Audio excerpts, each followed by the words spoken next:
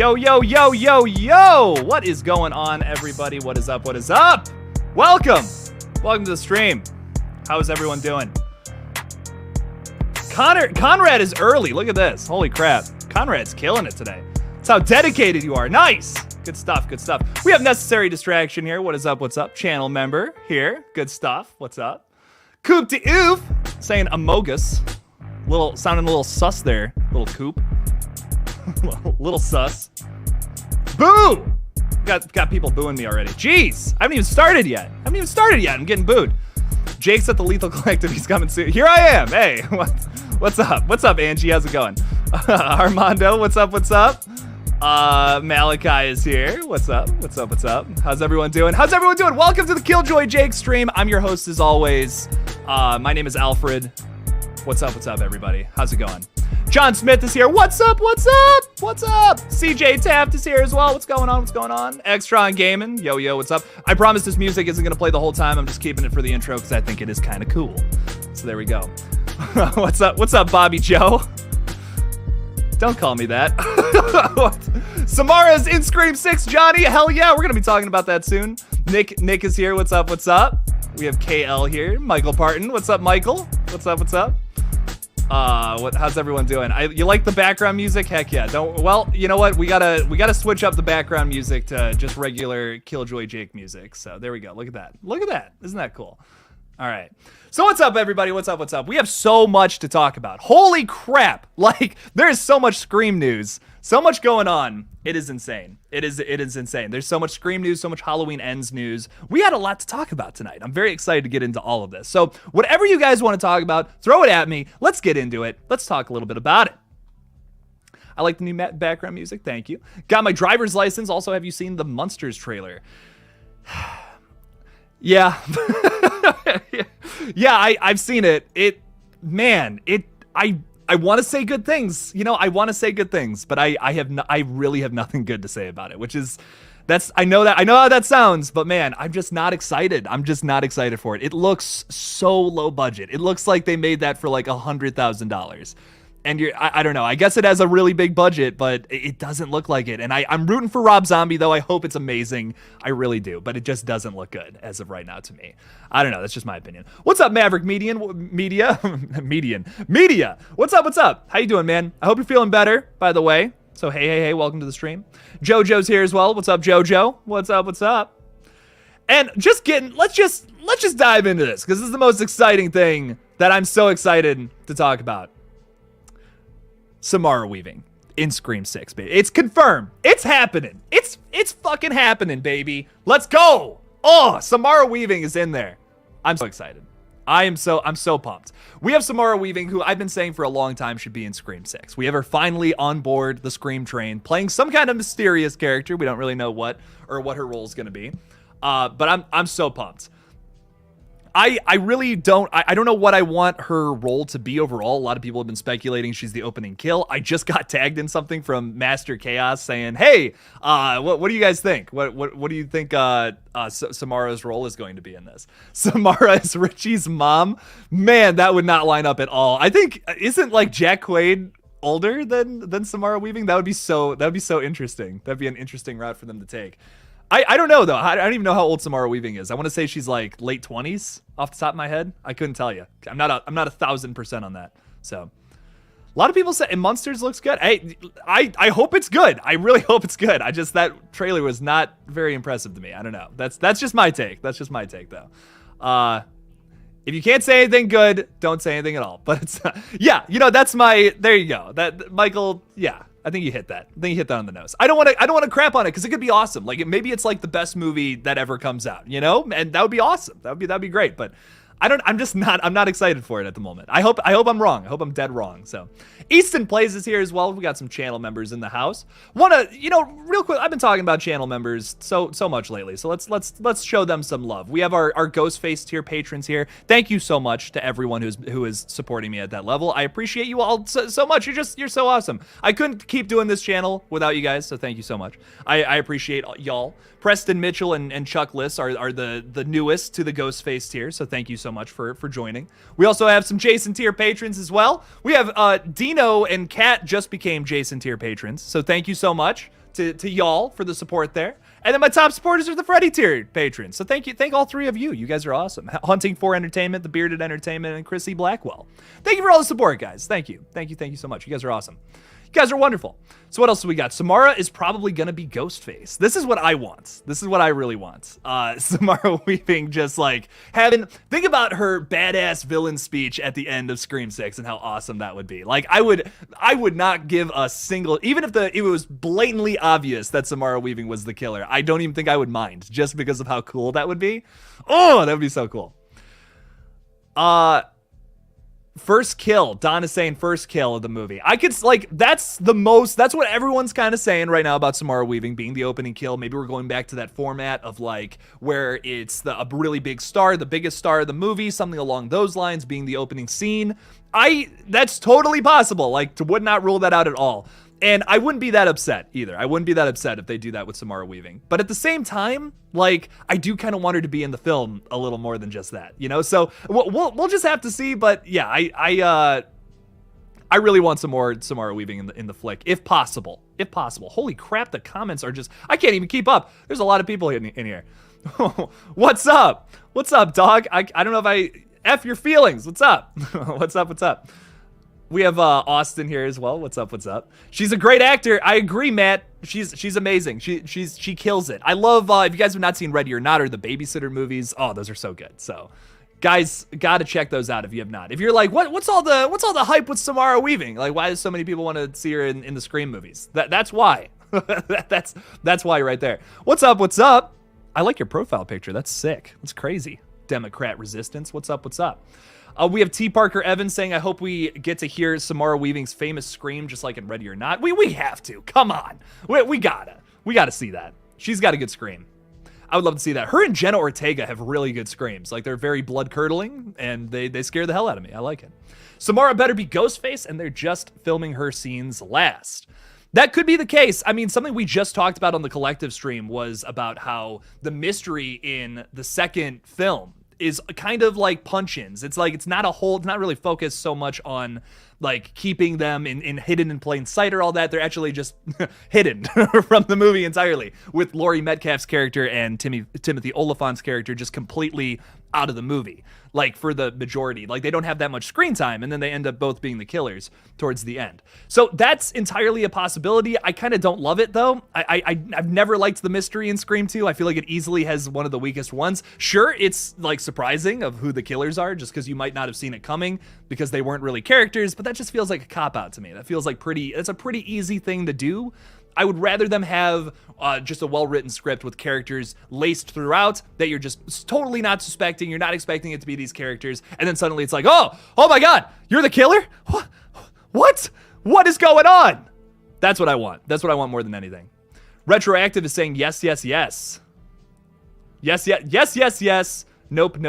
Because we have Nope coming out in a week. Holy crap, we are a week away from Nope too. That I'm very excited about. Cannot wait. Hear me out. Samara Weaving as Courtney Love for a Nirvana, like a Nirvana movie if they ever make one. I could see that. I could totally see that. She could play Courtney Love, I think, very well.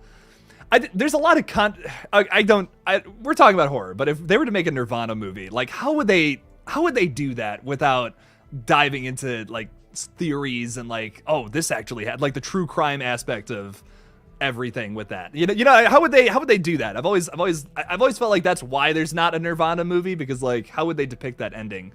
I guess. I don't know. That's not something I really want to get into right now, but it's something I've always thought about with that.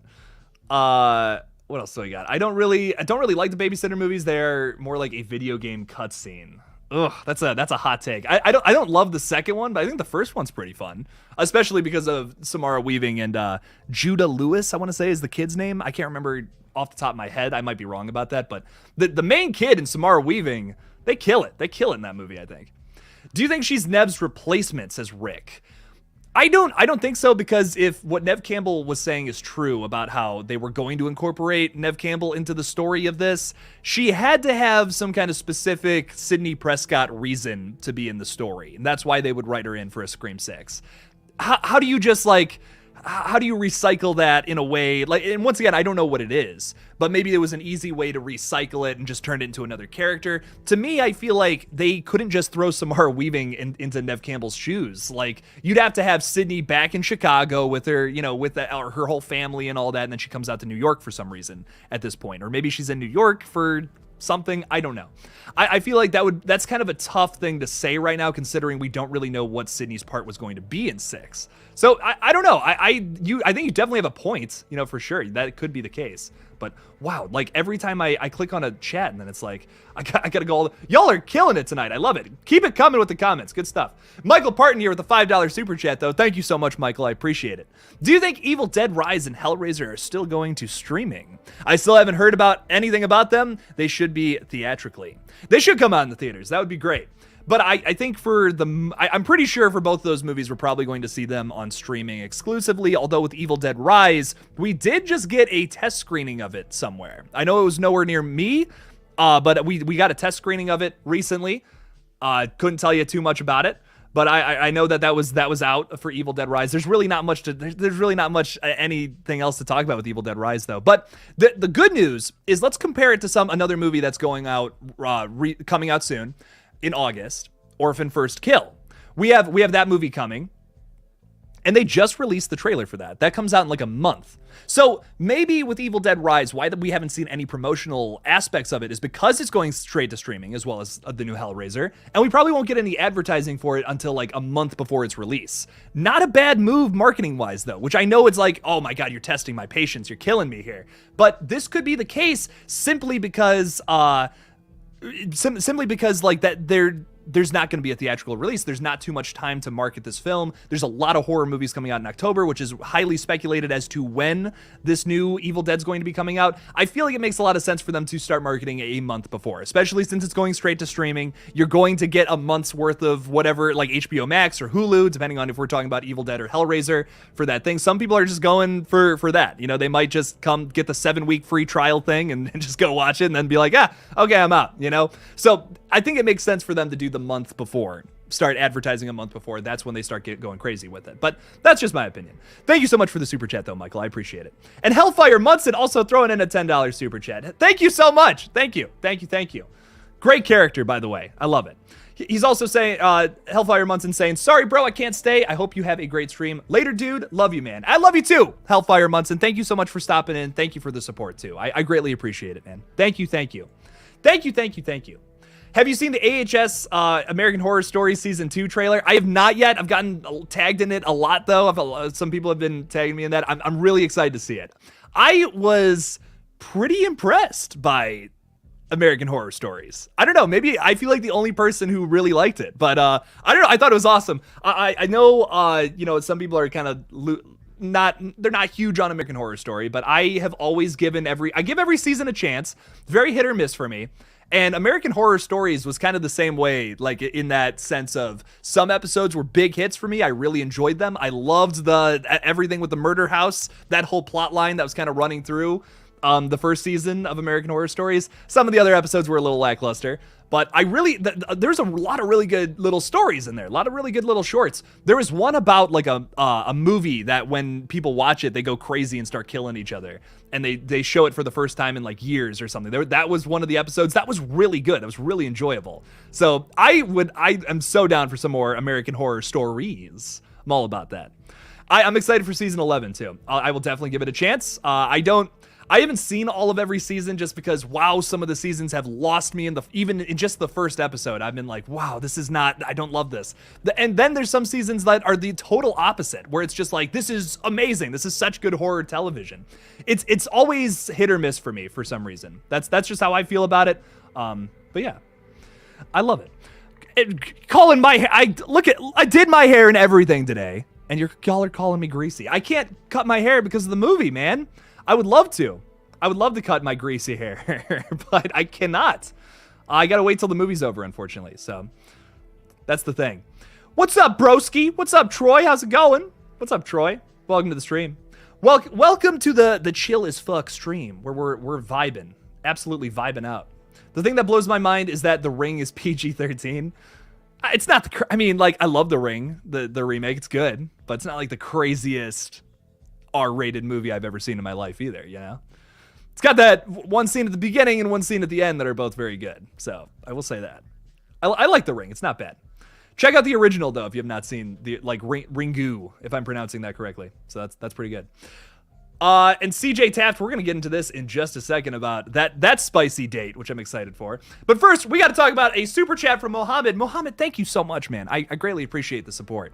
Saying, hey, Jake, since it's summertime, what are some of your favorite shark movies or summer movies in general? Are you a fan of Jaws 2? Well, Mohammed, I did a whole stream talking about the Jaws franchise recently on July 4th. You're absolutely right. I want to talk about some shark movies, a little bit of Jaws, too. You got to talk about the Jaws franchise if you're talking shark movies. And I talked specifically about how I think Jaws 2 is very underrated. I actually really like it. It's nowhere near as good as the first one, but Jaws 2 is still pretty good, man. I mean, it's still a really fun movie. It's like a slasher film with a shark, essentially. And I think for that reason, it's really fun. It's got some good kills. It's got some really good scenes. That third act's a lot of fun. I don't know. I really like it. A lot of people shit on Jaws 2, but I think it's good. The other sequels, like Jaws 3 is just unwatchable, in my opinion, but Jaws the Revenge is so bad it's good. Like, it's so ridiculously, holy crap, this is like every decision they decided to make with that movie is like awful, but that's why it's so fun. That's why it's like, oh, this is tremendously terrible, but that's why it's so fun. I don't know. I think that's what's so fun about it to me. I could watch that movie a million times, but I don't know. The Jaws franchise is not as bad as we think. Jaws 3 is pretty whatever, but I don't know. I like it. I like the Jaws movies. Fight me. Troy with the $5 super chat as well. Troy, thank you. Thank you, Troy. And oh my God, Troy just became a member too. Holy crap. Troy, you're on fire tonight. Thank you. Thank you, Troy. I appreciate that. Thank you. Thank you. Thank you. Thank you. Thank you. Extron saying Jaws 3 and 4 are bad. You're right. But the thing about bad movies is that some of them are still enjoyable. Jaws 3 is not. I don't think Jaws 3 is that enjoyable, but Jaws 4 is like, wow, this is ridiculously bad. I'm having a fun time. Another movie like this is Freddy's Dead. Man, have you ever seen Freddy's Dead? Oh, God. It's so bad. Like, every decision they made is like, why would they do this? But it's so interesting. I love it. Like, ooh. Good stuff. What are movies that you think are so bad they're good? To me, like the magnum opus of that's not the right term. The greatest so bad it's good movie to me is Freddy's Dead. Like, I just love that. It's awful, but it's so fun. Oh God, I love it. Great graphics. Oh my God, I love it. Oh, it's good. Do you think the Munsters suffers from it being shot in color as opposed to black and white? I personally think losing it here. I personally think a lot of the cheapness that it gives off would vanish if it was in black and white. Yeah, the oversaturation of some of the shots, definitely, like the way they color graded it, I don't love. That's my first big negative about the trailer. The things that are supposed to be funny, I don't know, man. It just didn't hit for me. Like, it was just like, oh God, this is just weird. I understand that's that's kind of I feel from the trailer, the one thing I feel like it got right is like, okay, the tone is there from the original Munsters show and all that. I felt moments of that, sure. But I don't know, man. Nothing about that trailer was like, oh, this is so cool. This feels so nostalgic or whatever. It just felt like this looks like a made-for-TV version of that thing that I really like. You know, I hope I'm dead wrong. I really am. I really do. I really hope I'm dead wrong. I'm rooting for Rob Zombie. I'm so glad that he's doing something out of his comfort zone and doing something. Well, not really, but he's doing something that he's so passionate about and that he really wants to make. And that's awesome. I love that for him. I hope it's good. I really do. I'm scared that this is an Eli Roth situation where it's like this guy who's made these super disgusting, like, terrifying horror films is now going and making a bunch of kids movies and stuff, and like typically that transition doesn't go all that well. It did, in my opinion, it didn't go all that well for Eli Roth, and I'm scared it's not going all that well for Rob Zombie. I hope I'm wrong though. I hope I'm very wrong. I'm rooting for the guy. I love Rob Zombie. Juliana Smiler, hey, what's up? Welcome to the stream. Thanks you didn't have to give me a super chat, Juliana. Thank you so much, though. Happy Friday, Jake. Tell the family we said hey. I will. I absolutely will. I'm seeing Marky this weekend, and I'm excited. Thank you for all your help with the movie, by the way. I was on the phone with Carolyn for an hour the other day talking about movie stuff, which I can't share with all of you yet. In December I can, but we were talking about stuff the other day. So thank you for your help, Smiler family. I appreciate it. Mohammed with another big super chat. Mohammed, thank you so much, man. I appreciate it. I like your Goodfellas PFP, by the way. Good stuff. Yeah, I'm right there with you. Jaws is, of course, a classic that I love. Jaws 2 is unnecessary, but I'm glad that it exists. Fair. I enjoy it. It's underrated and very competently and well made for the most part. I agree. Yeah, no, 100%. It is well made. I think it's well made. I think a lot of people know about like the fist fight that happened with Roy Scheider and the director. So there's that. There's a lot of disagreements and stuff on set and with the way the movie was made. So, you know, it doesn't exactly have the best production history, but I'm still excited. I still really enjoy it. I think it's good. It obviously is no match for, you know, the original, but I still like it. I think it's still good. So Mohammed with another Mohammed, you're killing it, man. Holy crap. But let's forget about the other two sequels. Yeah, I mean, yeah, there's that too, man. You know, I think Jaws 3 is just kind of a misfire.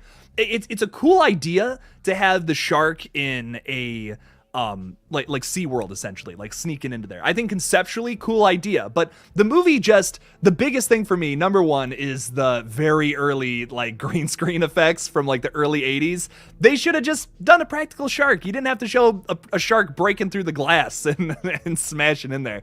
It looks really bad, dude. It's some of the worst effects I've ever seen in a movie, which is a shame. Jaws 3, I think, could have been something really cool, because I love the concept. I really do. I think it's cool. I'll never understand why they followed the Brody Boys. That's my one thing I'll never quite understand about the Jaws franchise. But let's get a little bit back on track here. Let's get a little back on track. What's up, Savvy Film Geek? What's up? Howdy, Jake. Hope I didn't arrive too late to the stream. Absolutely not. We're just Jake chilling, having a good time. We might go for a long time tonight. I'm kind of feeling it.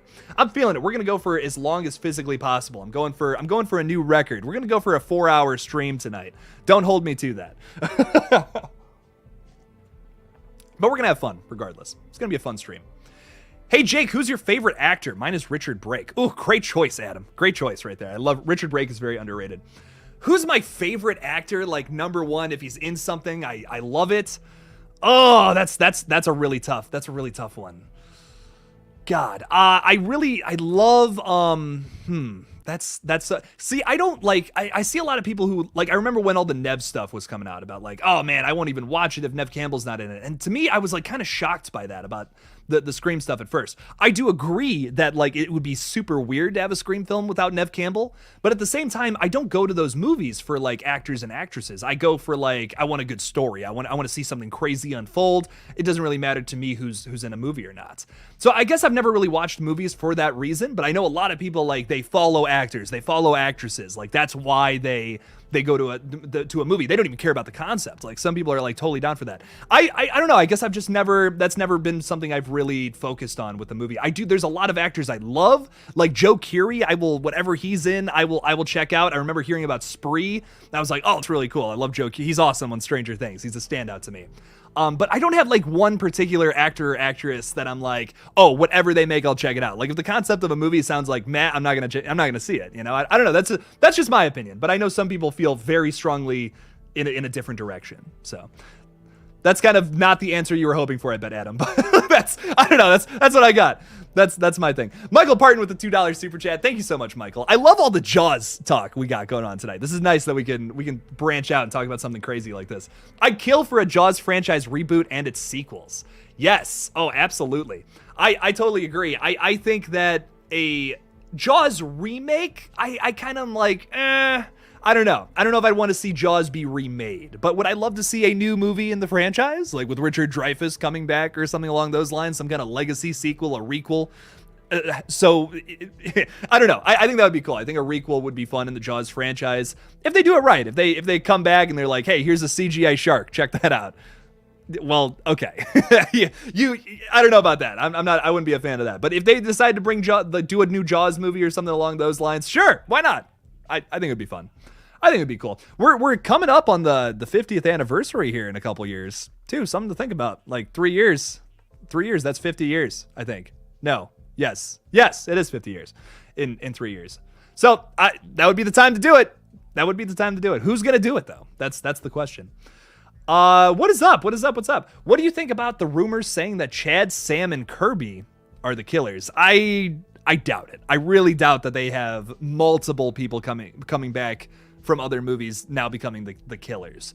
I've not heard those rumors, though. I've not heard that rumor yet. That's interesting.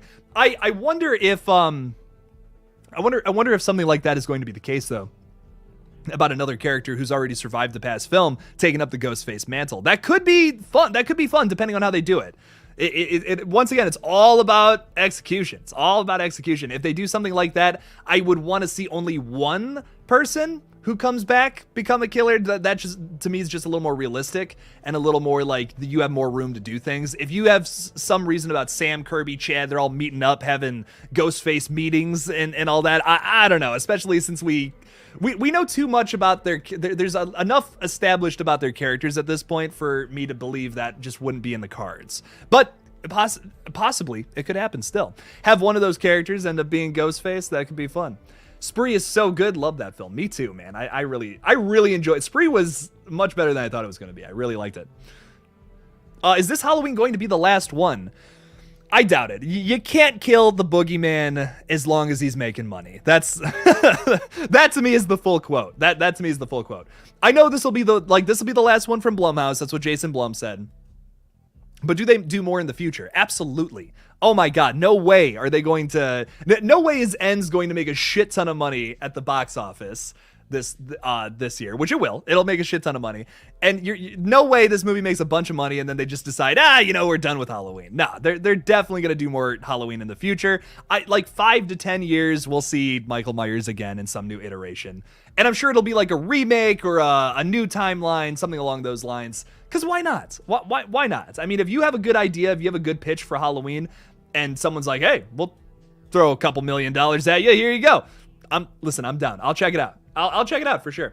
I don't know what else they could do at this point. Like if someone was like, hey, Jake, here's the Halloween franchise, do something with it, I would be really intimidated because I feel like every really cool idea I could possibly spin about Michael Myers has kind of been done. I wouldn't want to do something that's a remake where it's just like the same thing again with a new Laurie Strode. I don't know. Like what would they do again with something like that? I don't know. We'll have to see. We have Israel saying, do you think Scream could make a spin-off? I mean, they have the show, which is kind of like a spin-off in itself. It's very different from the source material, even though it still kind of has the same tone. But could they make like a whole new movie that's like completely different and has some like new characters, totally new like setting and all that with a Ghostface killer running around? Yeah, I mean, that's entirely possible. I've said this in the past that I think that the Scream franchise is very malleable. It's not the craziest idea in the world. It's a little more specific than something like Halloween, where you have to have a dude in a white mask walking around stabbing people in Haddonfield, and it's got to be Halloween time. Like, that's pretty much the DNA of that franchise. But then with Scream, it's a little more complicated. You have to have the meta humor. You got to have the commentary on the horror genre. You got to have Ghostface running around. You got to have a mystery. There's a little more to it, but it's still pretty, at the end of the day, another slasher series just done in a very different light. So yeah, absolutely. Like, they could do a Scream spinoff. Sure. Why not? That could be fun.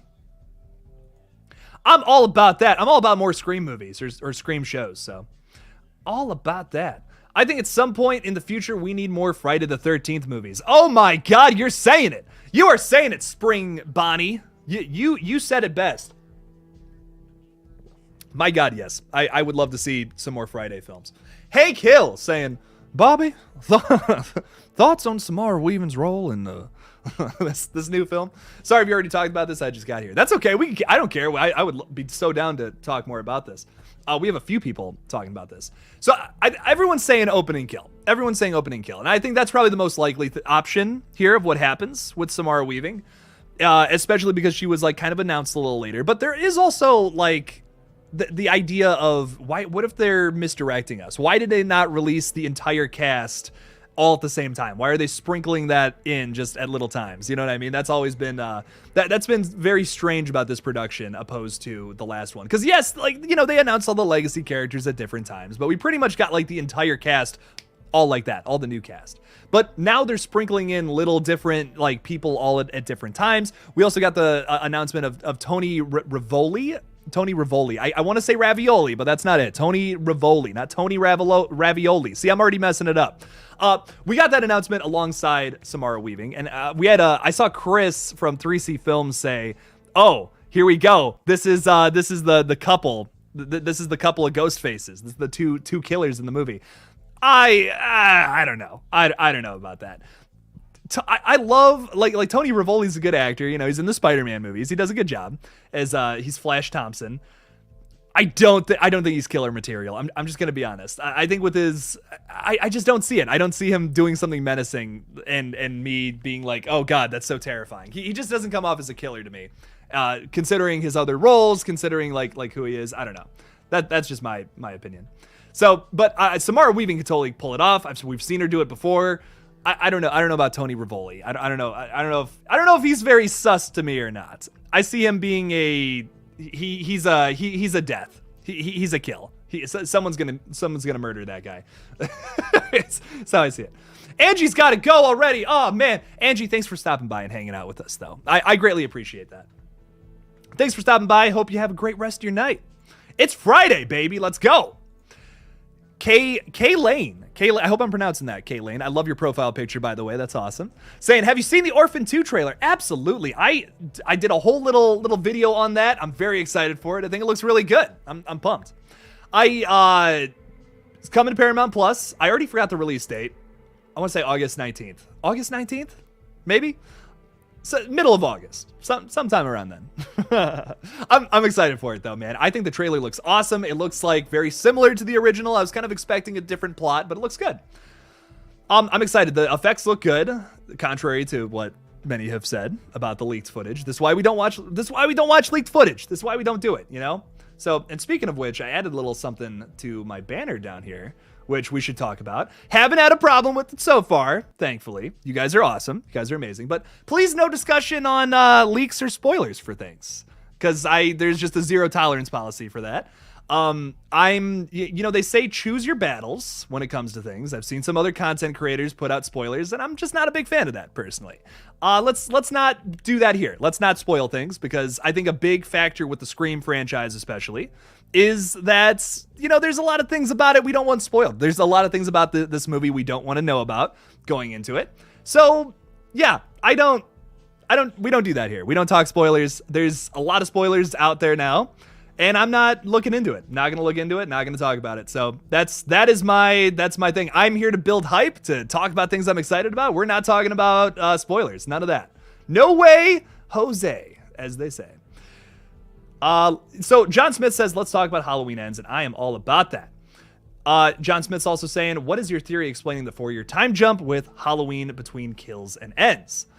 I think that man, that's pretty tough, because I want to see a conclusion to how things ended up at the 2018 night. I think we have to see that, because we if you remember from Kills, it's kind of a massive cliffhanger. You know what I mean? Like the police are there and all that. They're looking for they're trying to still find Michael. We still haven't found Michael. We still don't have a conclusion to what happened the night of Halloween 2018.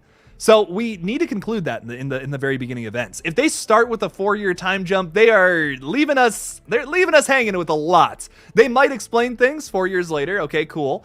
But to me, I feel like it would serve the story a lot better if the first scene is something with Michael, like a fight scene with Michael or something along those lines. Something crazy. It's Laurie coming after. Laurie just found out Karen is dead. Holy shit. Laurie's going banana sandwich. She is stapling up her stomach this time. Now it's much more than just, okay, I have to find Michael. Holy crap, my daughter is gone now. You know what I mean? She's gonna emotionally do whatever it takes to get there and take down Michael. So we could get some kind of fight scene with that, where maybe she thought Michael's dead, but Michael gets out, goes to a nearby cave system. It's 4 years later. She's gone through a lot of therapy and all that. We talked about this a little bit on the Lethal Collective stream as well. I think the big reason that if Michael escapes, because he has to, we have to see Michael Myers here. I think the big reason behind that is, and why she's not actively looking for Michael 4 years later, she's gone through a lot of therapy. She's had a lot of time to really be like, holy shit, this is not about me. Like this is not about me anymore. Because I focus so much on myself and my obsession, she let herself get to a point where she just wasn't able to protect her loved ones. I could see that being the case for Halloween Ends, and that's why Laurie's kind of in a really positive state, the best one we've seen her so far in this timeline, and she's getting better, she's getting over it, when suddenly Michael gets dragged back into Haddonfield. And that's basically your first act of Halloween Ends. I hope it's something along those lines. I think that could be fun. That could be something really fun to play around with. It's going to be a much more weirder film, though, is what we've learned from a lot of the comments made from John Carpenter, from David Gordon Green, from I can't remember the dude's name who did all the makeup effects and all that. We've heard a lot of very strange things coming from the people involved. I'm still excited, though. I'm still excited. I just hope it's different than Halloween Kills. That's my big thing with Halloween Ends. I just want it to be conclusive, and I want it to be tonally different than the last film.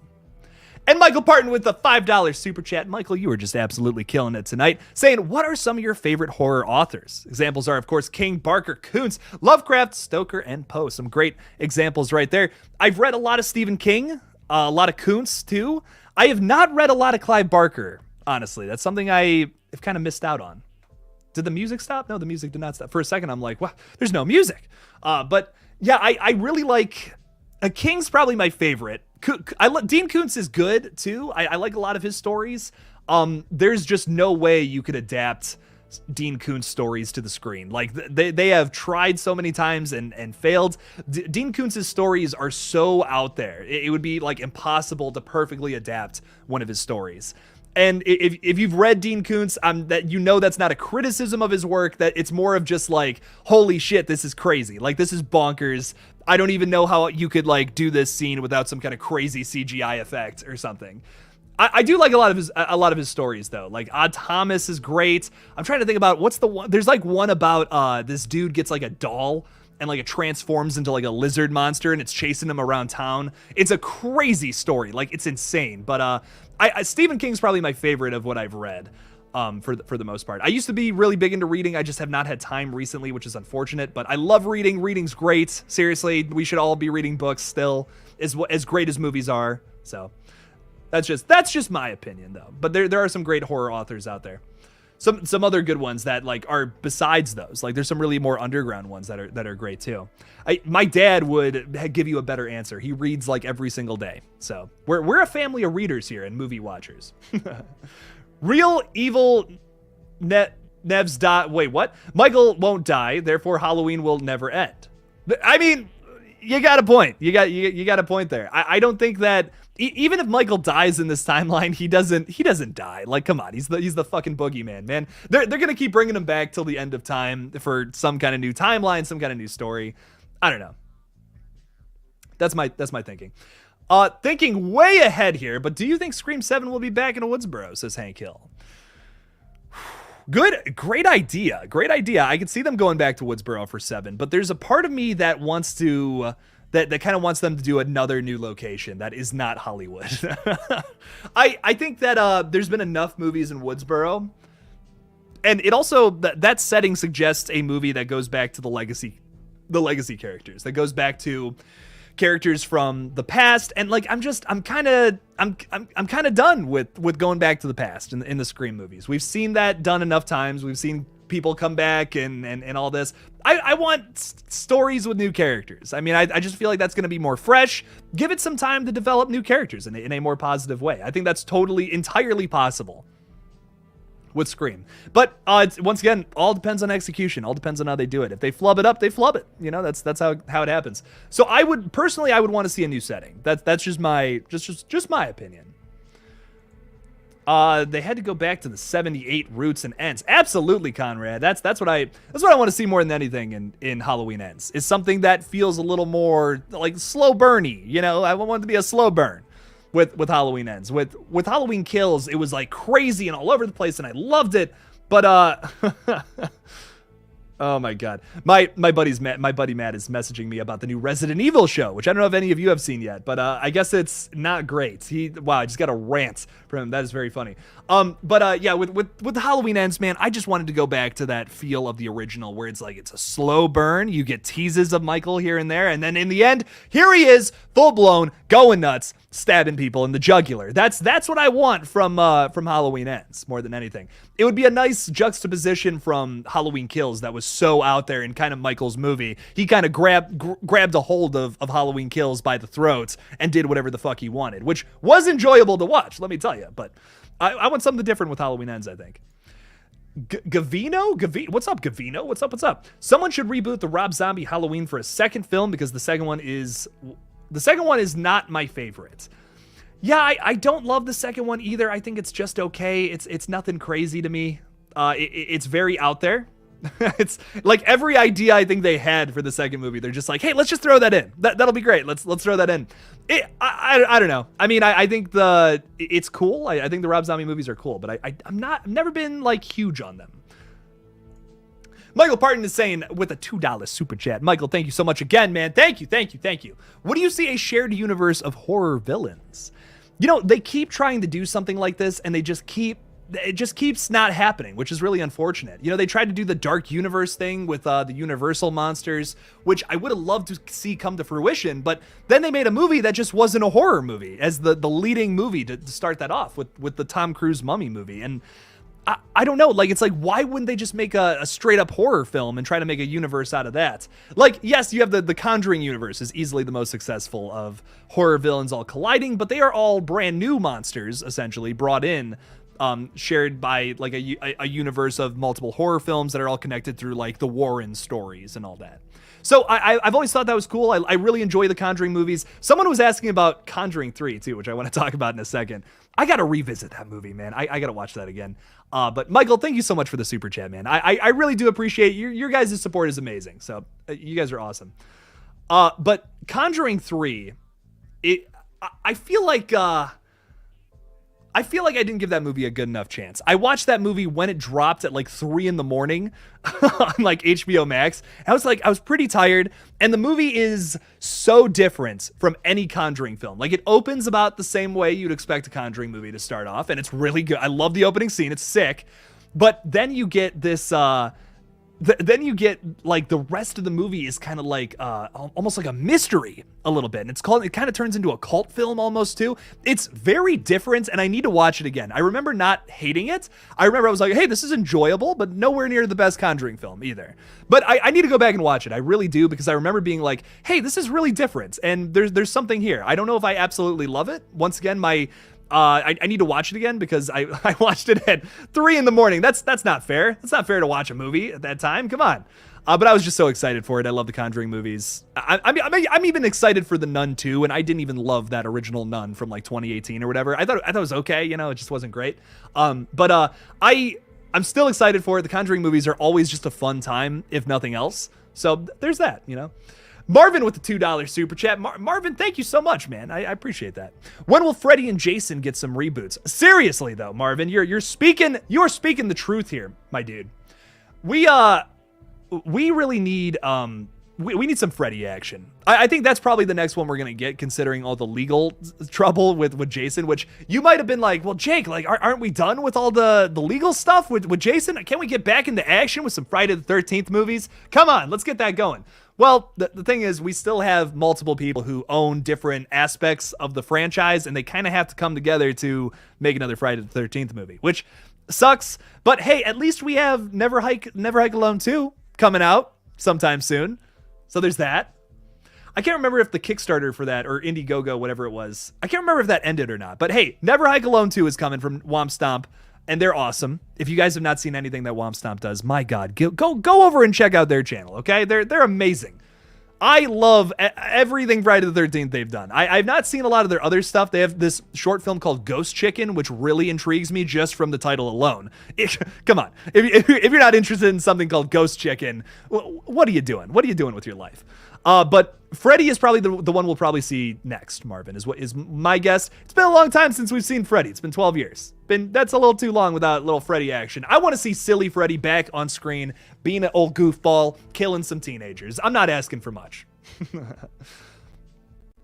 And I know I was being negative about Scream 6 in my last video, but I'm pretty much back on board. You know, I mean, like, look, sometimes when something so positive happens, it just outweighs the negatives. It outweighs all the worries. You gave me a really strong positive. You've given me multiple strong positives about this movie. Kind of trumps all my concerns based off of some rumors. So that's how I feel about it. How about a Scream movie that takes place overseas? It would be pretty fascinating if we had a Scream movie take place in the UK or something else besides continental USA. I'd be down for that. Scream 6 is the first movie not filmed in the States. So like, why not actually have the setting change up too within the movie? Yeah, I'm down for that. I'm absolutely down for that. We'd have to explain that, I think, for sure. Like, we'd have to explain why Ghostface killings are happening all over the world or something like that. It could be fun. It could absolutely happen. That would be sick. I liked the third movie because it wasn't set entirely in one house. I'm trying to think what franchise you're talking about. We were talking about a lot of things here a minute ago. Possibly Nightmare 3. Maybe. I don't know. I'm not 100% sure, but I like it. Have you seen Unfriended? Fuck yeah. Unfriended's awesome. Unfriended's very, very fun. I really like that. I'm going to be honest. There's not too many found footage movies I hate. I just really enjoy them. Like, they're just fun to me. They're most of the time, like, if they're somewhat well made, it's like, okay, I'm down. Like, they're fun. So I like a lot of found footage flicks, man. They're fun. They're a fun time, you know, if nothing else. So I know I've said that twice, but it's like with found footage, that's seriously the truth. Like, a lot of them are fun. Even if they're really scary, most of them are very fun. We have someone named Flamethrower Fluff Salisbury. Holy, that is a title, my guy. Nice stuff. My friend is playing Jason in a fan film called My Special Boy. I've heard of this. Someone has thrown this out there. Someone has thrown this out there to me. I've heard about this. I'll have to check that out. There's a lot of Jason fan films I've missed out on, unfortunately, that I still have to watch. This 13 Fanboy is one that I missed out on, unfortunately. I gotta watch that. Gotta watch Jason Rising still. Yet to watch that. I hear really good things, though, so I'm excited. We have some more stuff about Jaws. I love it. Keep the Jaws talk going. I'm all about talking about Jaws. Mohammed, also, thank you for the super chats tonight. Mohammed, you're absolutely killing it, dude. I really appreciate the support. Thoughts on a Jaws prequel about the Indianapolis? Ooh. Oh, you could do... Okay, this actually... I love this idea, because you could show Quint in the water and with a bunch of other people getting attacked by sharks. It could be like a 90-minute movie that really takes place over the course of, like, a couple of days or something. I can't remember how long he said they were out in the water. I should probably know that monologue word for word at this point. I've seen that first Jaws a ridiculous amount of times. Like no one should watch Jaws that many times. But I would actually be I would be very interested in that if they did something along those lines. That could be cool. Because you have a bunch of sharks running around eating people. They're not running. Sharks don't run. They swim around. They're swimming. They're doing their little glub thing, biting on the legs. I'd be down for that. I'd be really down for a movie like that. Bunch of people in the water just floating there getting attacked by sharks. It would be like open water, but something happens, you know? I'd be down. That'd be good. Could you see A24 getting a hold of the Friday the 13th Radio Silence and Blumhouse got a franchise? Give A24 one, as well as just seeing what they could do. I know A24 is like a company. They try to do a lot of things that are a little more like indie. They get directors and like up and comers and all that to kind of make their movies. So I don't know. I feel like A24 wouldn't take on an entire franchise. I remember finding it very weird when Ty West was like, "Hey, we're gonna do a whole like horror franchise with A24." I was like, "What?"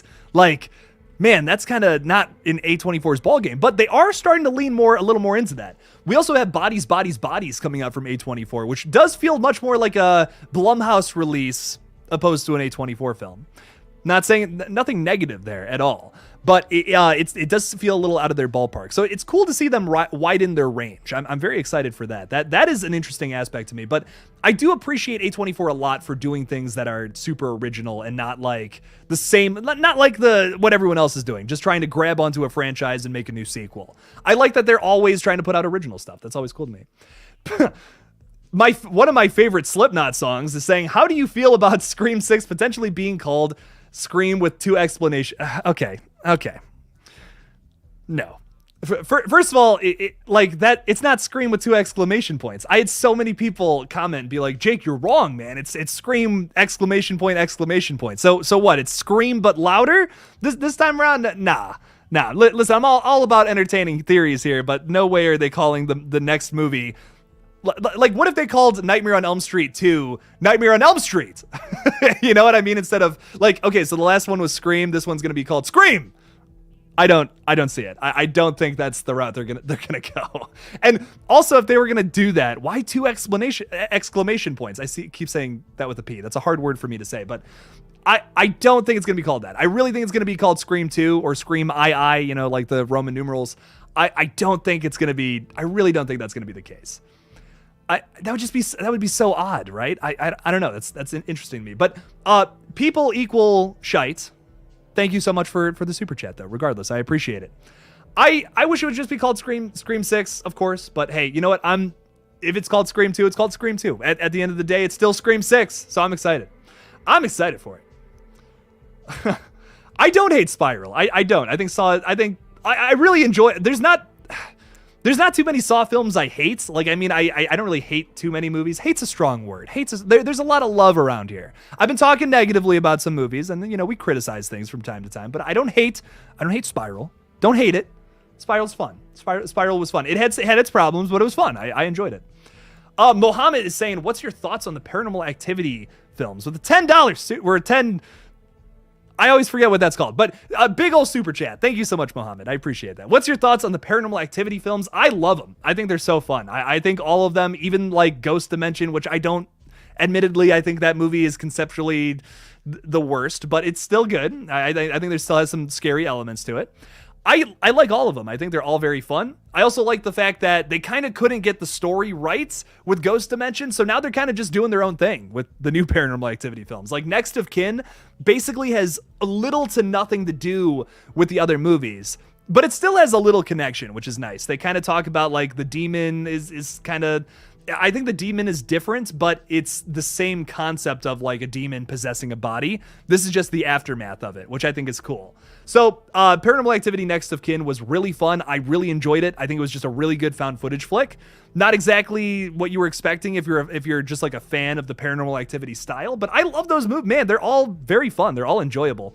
They always kill it with the characters for the most part too, which is my big thing about Paranormal Activity. If you're watching a movie with shitty characters, it's just not going to be fun no matter what it is. If you have fun characters though, and your concept's like mediocre or whatever, it's still going to be fun and enjoyable. So you can always fall back on that.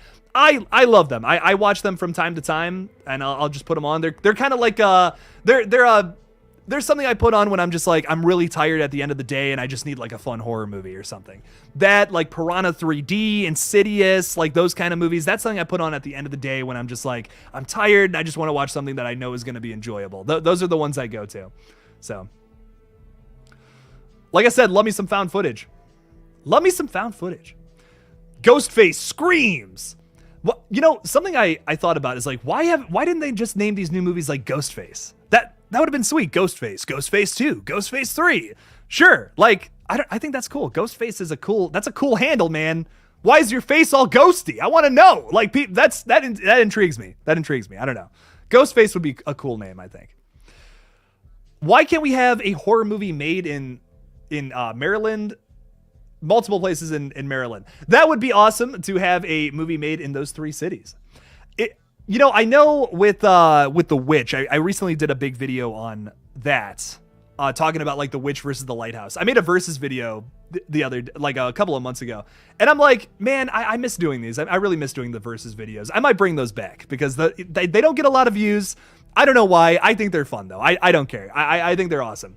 So, but talking about The Witch, I remember I was talking a little bit about how they were going to film in like New England area, and it just was too expensive. They filmed in like this really remote part of Canada instead. And it just sounds like it sounds like it's really expensive to film in New England. That's kind of every time I hear about a movie trying to get like film over there, be about like witches or like Salem witch trial stuff and all that. It's almost never filmed where all that stuff actually happened. It's almost always filmed in like some remote part of Canada or something along those lines. So that's interesting. That's really all I know about that. That's all I can tell you. But it's always been something that's fascinated me. Why you don't see a whole lot of movies getting filmed in those areas. Like, wasn't the It 2017 and like It Chapter 2, those were not filmed in Maine to my knowledge. I don't think they were.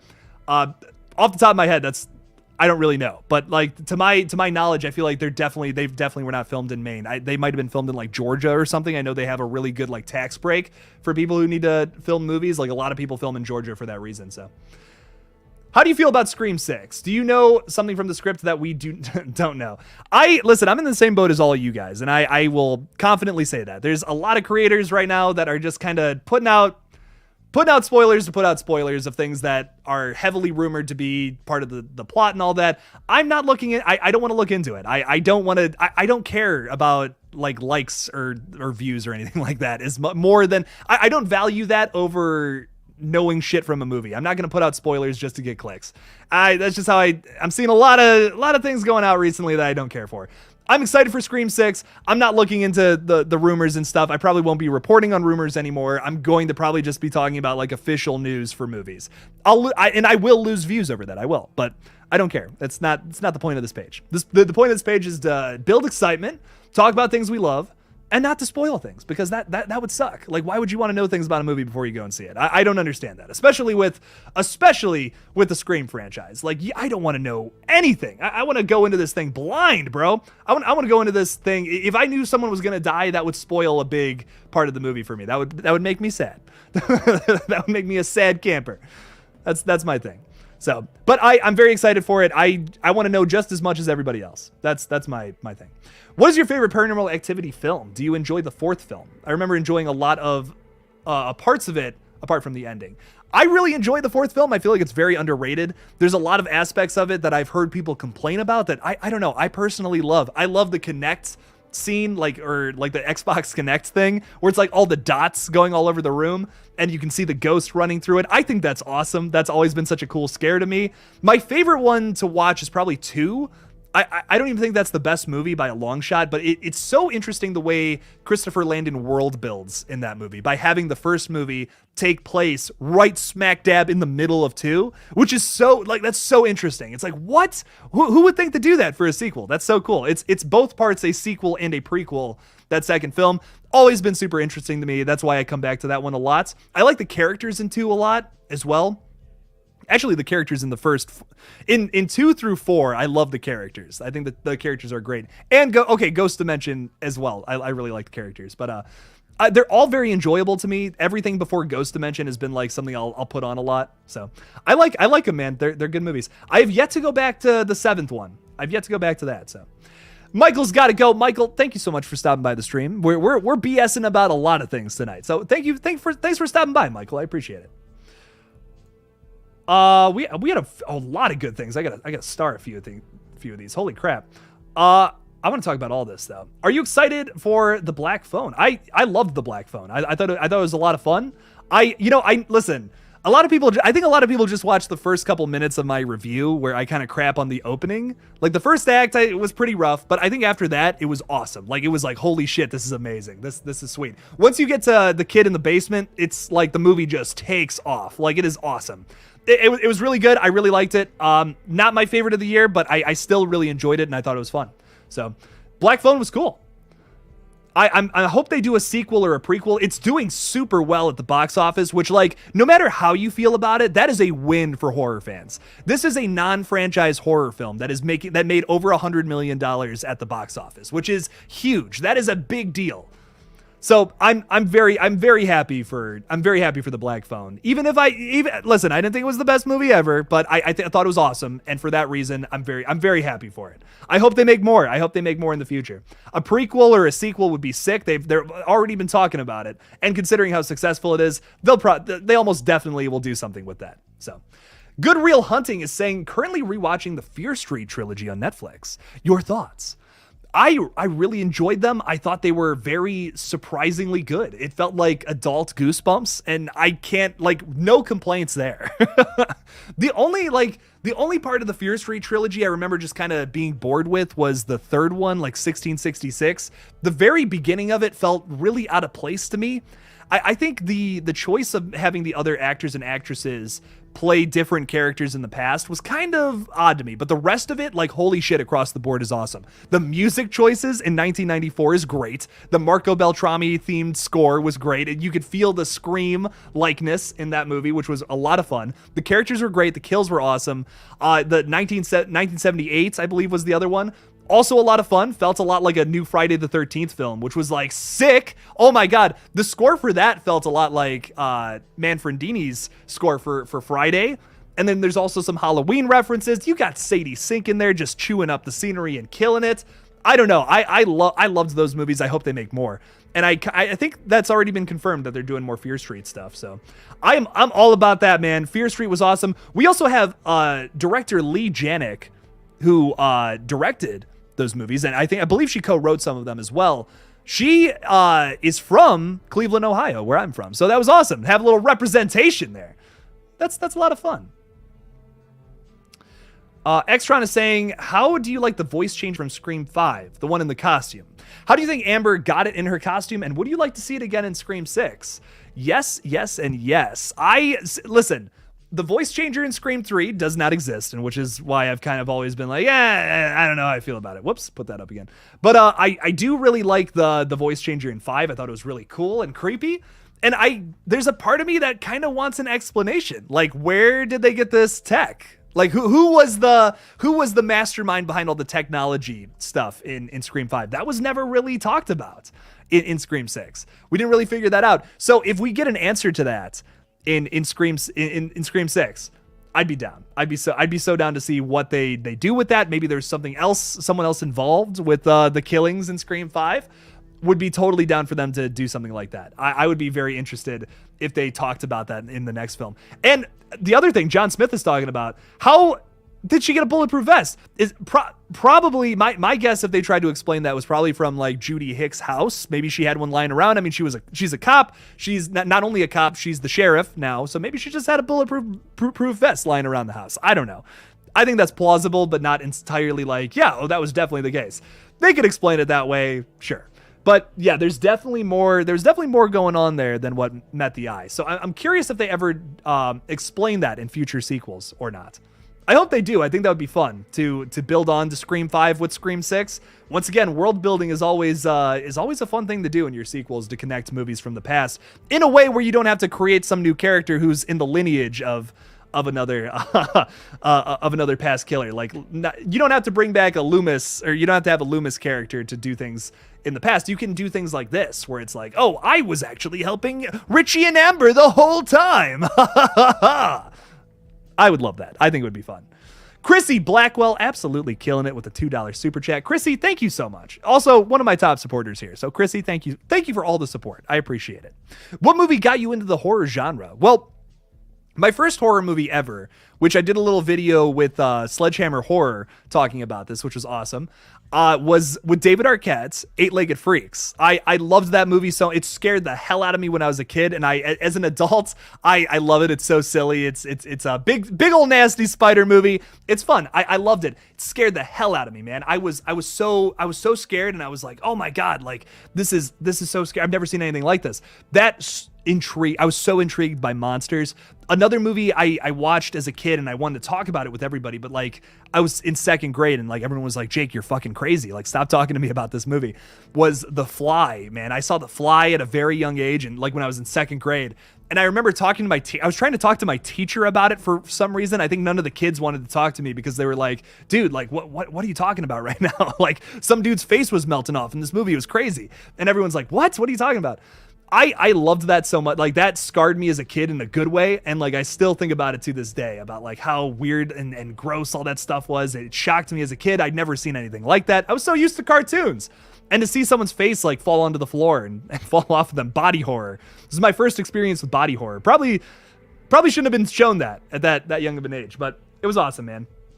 I think those movies really got me into the genre. And Insidious I saw on a date, like when that movie came out. I took like some girl to that or something when I was like really young, and we saw that movie. It scared the living piss out of me the first time I saw that. That jump scare when that guy is behind Patrick Wilson, that nearly made me shit my pants. That was awesome. I would if I could relive anything from my life again, it would be that moment of seeing that scene for the first time in theaters. Dude, I was in like the front row too. I remember it was like a sold out show for that first night of Insidious. I went the Friday night it came out, and I was just like, oh my God, like the first time that happened. I had never recoiled so bad at a movie in my life. That was another one that really got me into that genre of horror films with like all the like the jump scares and the monsters and all that. That really got me into that. So we got a lot of good comments coming in. Just got done watching Fresh. Am I the only one that wants to know why it starts 30 minutes in? It's a slow burn, man. Fresh is a slow burn. I liked Fresh. Fresh was fun. I thought it was interesting for them to throw the title card in half an hour in. I wasn't expecting that. That was an interesting choice. I like it personally. I like the setup with them having a relationship at first, and then you find out his true nature, his true evil. I liked it. I don't know. Fresh was a lot of fun. It was a big surprise for me for being like a Hulu film. I was just like, oh, I'll check this out, whatever. It was really good. Really, really shocked me. Make sure to subscribe to the guys at Good Real Hunting, a nice and fun channel. Ooh. Go subscribe to Good Real Hunting. Good stuff. Go do that. Seems like a nice guy. Seems like a pleasant fella. Jeepers Creepers was my first horror movie when I was a kid. The ending absolutely terrified me. The Strangers also shook me up. Ooh, The Strangers was one I didn't see until way later in life, but that scared the fuck out of me too. That scene when he is walking behind Liv Tyler, that creeps me out every time I see it. Jeepers Creepers though is also like a really phenomenal flick. I love a lot of things about that movie, man. I don't know, it's always been super underrated to me. The scenes where you get the creeper like eating that head or whatever, and in the background it's like tastes so good. I love that. I love me some Jeepers Creepers. Haven't talked a lot about the new one though. I have not. And I don't know. I've kind of lost excitement for it. It really the only updates to talk about is like, hey, there's some horrible thing happening behind the scenes about this film. There's a lot of shit going on with that, and it's just like it's all negative stuff, and I don't like talking about negative stuff. I like being happy and positive. So I don't know. That's kind of my thing. Please tell me you got vodka, dude. If this was vodka, I would be dead. Look at how much water is in that, dude. Holy shit, I would be dead. John. Jesus, man. Now I'm concerned about you, John. I'm just kidding. Yeah, no, your boy is alcohol free from now on because I just found out that I'm alcohol intolerant. I just can't drink it. Like I had a beer maybe like a month, I want to say like a little over a month ago now. And I had a beer and like, dude, I literally, I had one beer, went the next morning I wake up and I was so sick to my stomach. I've never had a hangover that bad in my life from one beer, like literally one beer. I was like, dude, I felt like I was dying. It was insane. So I just can't drink it. It just makes me sick now. I don't even get drunk anymore. It's weird. So I'm not a big drinker anymore. Not really doing it. So it's kind of weird. Kind of weird. I was never super into drinking anyways. I don't know. I'm just never really for me. But I know a lot of people. See, some people are drinking. That's awesome, Laura. Hell yeah. Drinking some wine right now with some chocolate. Fuck yeah. Sounds awesome. I used to love wine, though. Like, wine was like that would fuck me up, man. Get a little wine drunk on a Sunday afternoon. Oh, man. Listen. Hank Hill asking the age-old question. Listen, I can't answer yes or no to this question because we're on YouTube. But what I can say is your boy watches horror movies and loves eating pizza. I mean, listen, man. There's one other element to all that makes it pretty fucking awesome. That's all I'm gonna say. That's really all I can say without Susan taking down my stream and saying, "Hey, quit it with all that. Quit it with all that, my dude." So that's what I can say. There you go. little nasty wink. So I gotta chill with that. I gotta chill with talking about that. I want to talk about it, but I can't. Saying I'm a writer. Right now I'm writing horror stories. Tell me something you would like to read. Great question. Great stuff. I love reading stories about just really good characters, like just positive things happening to these people. Hey, these are, oh my God, I love characters so much. Yeah, this guy is awesome. I'm in love with this character. This is sweet. And then suddenly, holy shit, the worst thing imaginable happens to them. I think that's why I like a lot of Stephen King, because you have a lot of characters that like you can fall in love with pretty easily, but then like the worst imaginable thing happens to them. And it's always so interesting to me to read stories like that. But always been a big facet of Stephen King's work that I've always appreciated. A lot of his characters are likable. Like, not all of them. A lot of the villains are not great. But a lot of the main characters are very likable and very easy to relate to. So I think that's always been an important element to stories for me. I gotta have at least one character where it's like, I'm rooting for this guy. Hey, this guy, he's got some ideas, and I like him. That's my thoughts. So. Just, oh my God, we're getting some whack stuff in the chat here, y'all. I like it. Jojo applauding me. Ah, yes. Maybe one day that'll get legalized, and then we can all just fucking vibe on this stream. You know, wouldn't that be great? That would be great. I'm probably like, I don't know. We're not going to talk about that anymore. But yeah. Do you think we will ever get a more scary and mature version of Goosebumps? That's kind of what Fear Street is, man. I mean, listen, if you haven't seen Fear Street, that's kind of what that is. Imagine what the team behind Fear Street could do with it, or like the Duffer Brothers. So much material to work with there. Absolutely, man. You know, I've always kind of viewed Goosebumps as like the kids' version of like a lot of big horror stories and all that. Like, look at like I'm trying to think like of something where it's like, oh yeah, this is that. The Mask is kind of similar to like, well, I guess The Mask, the Haunted Mask is kind of like the Jim Carrey movie, but evil. But there's a lot of stories that are similar to like there's one that's like, okay, this is clearly a Dracula story, but like for kids. This is clearly this, but for kids. And I've always liked that about Goosebumps. It's always been like spooky instead of scary, and that's fun to me. I love the Goosebumps, the show, and I haven't seen all the movies, but I hear those are fun. So I don't know, man. I'd be so down for adult scary version of Goosebumps. If they want to keep pumping out Fear Street, I mean, that's basically what that is. Comes from R.L. Stine too. You know, it makes a lot of sense. So I am so down for some of those ideas, but turned gruesome and terrifying. There's a lot of ones that are like, wow, that scared the fuck out of me as a kid. If you make that more adult and like put some effort into writing a crazy story there. Yeah. Oh yeah, for sure. Joe Rogan got away with it. Joe Rogan can get away with a lot, though, Hank.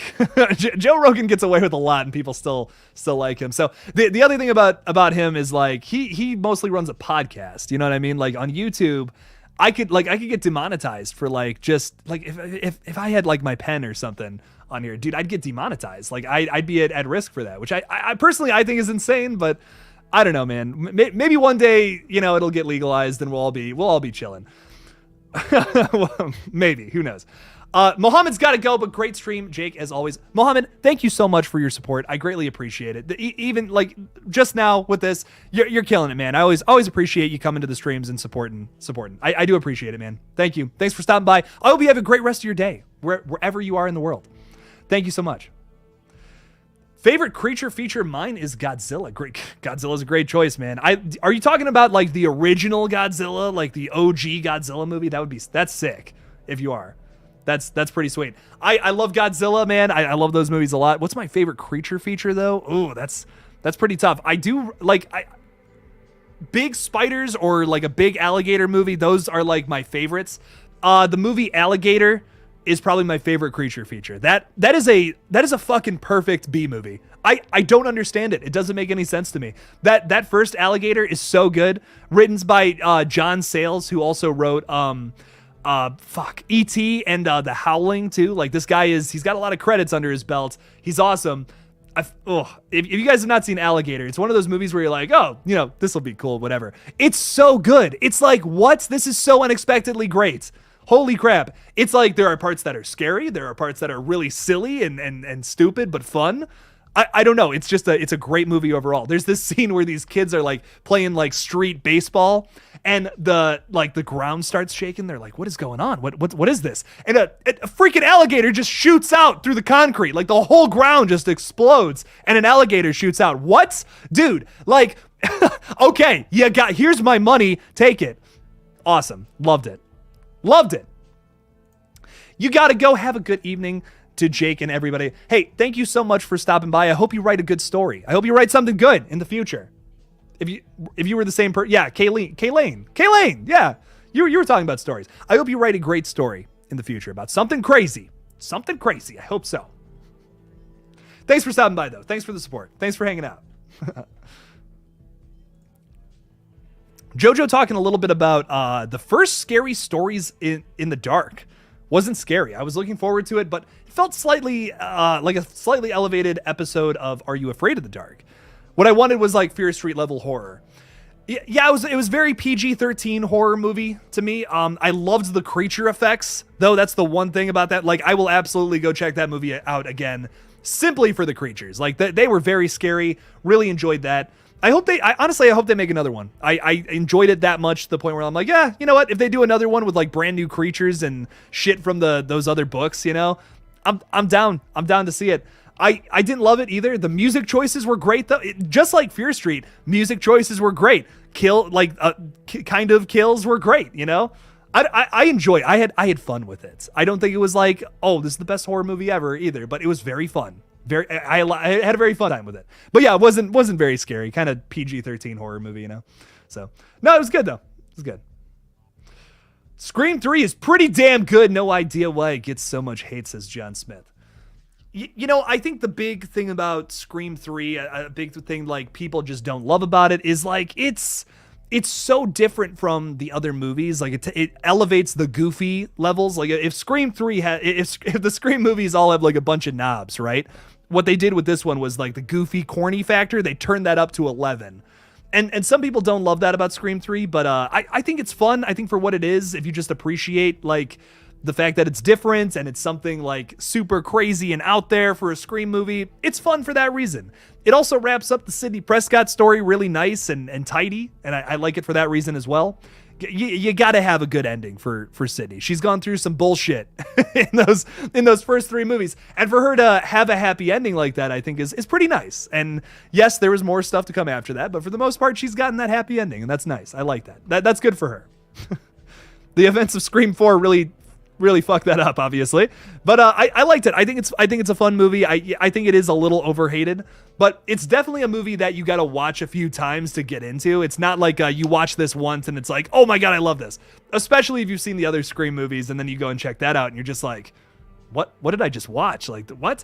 It feels very different from the other Scream movies. So I understand the hate it gets, but it's definitely a little overhated. I think it's fun. I like it. I like it a lot.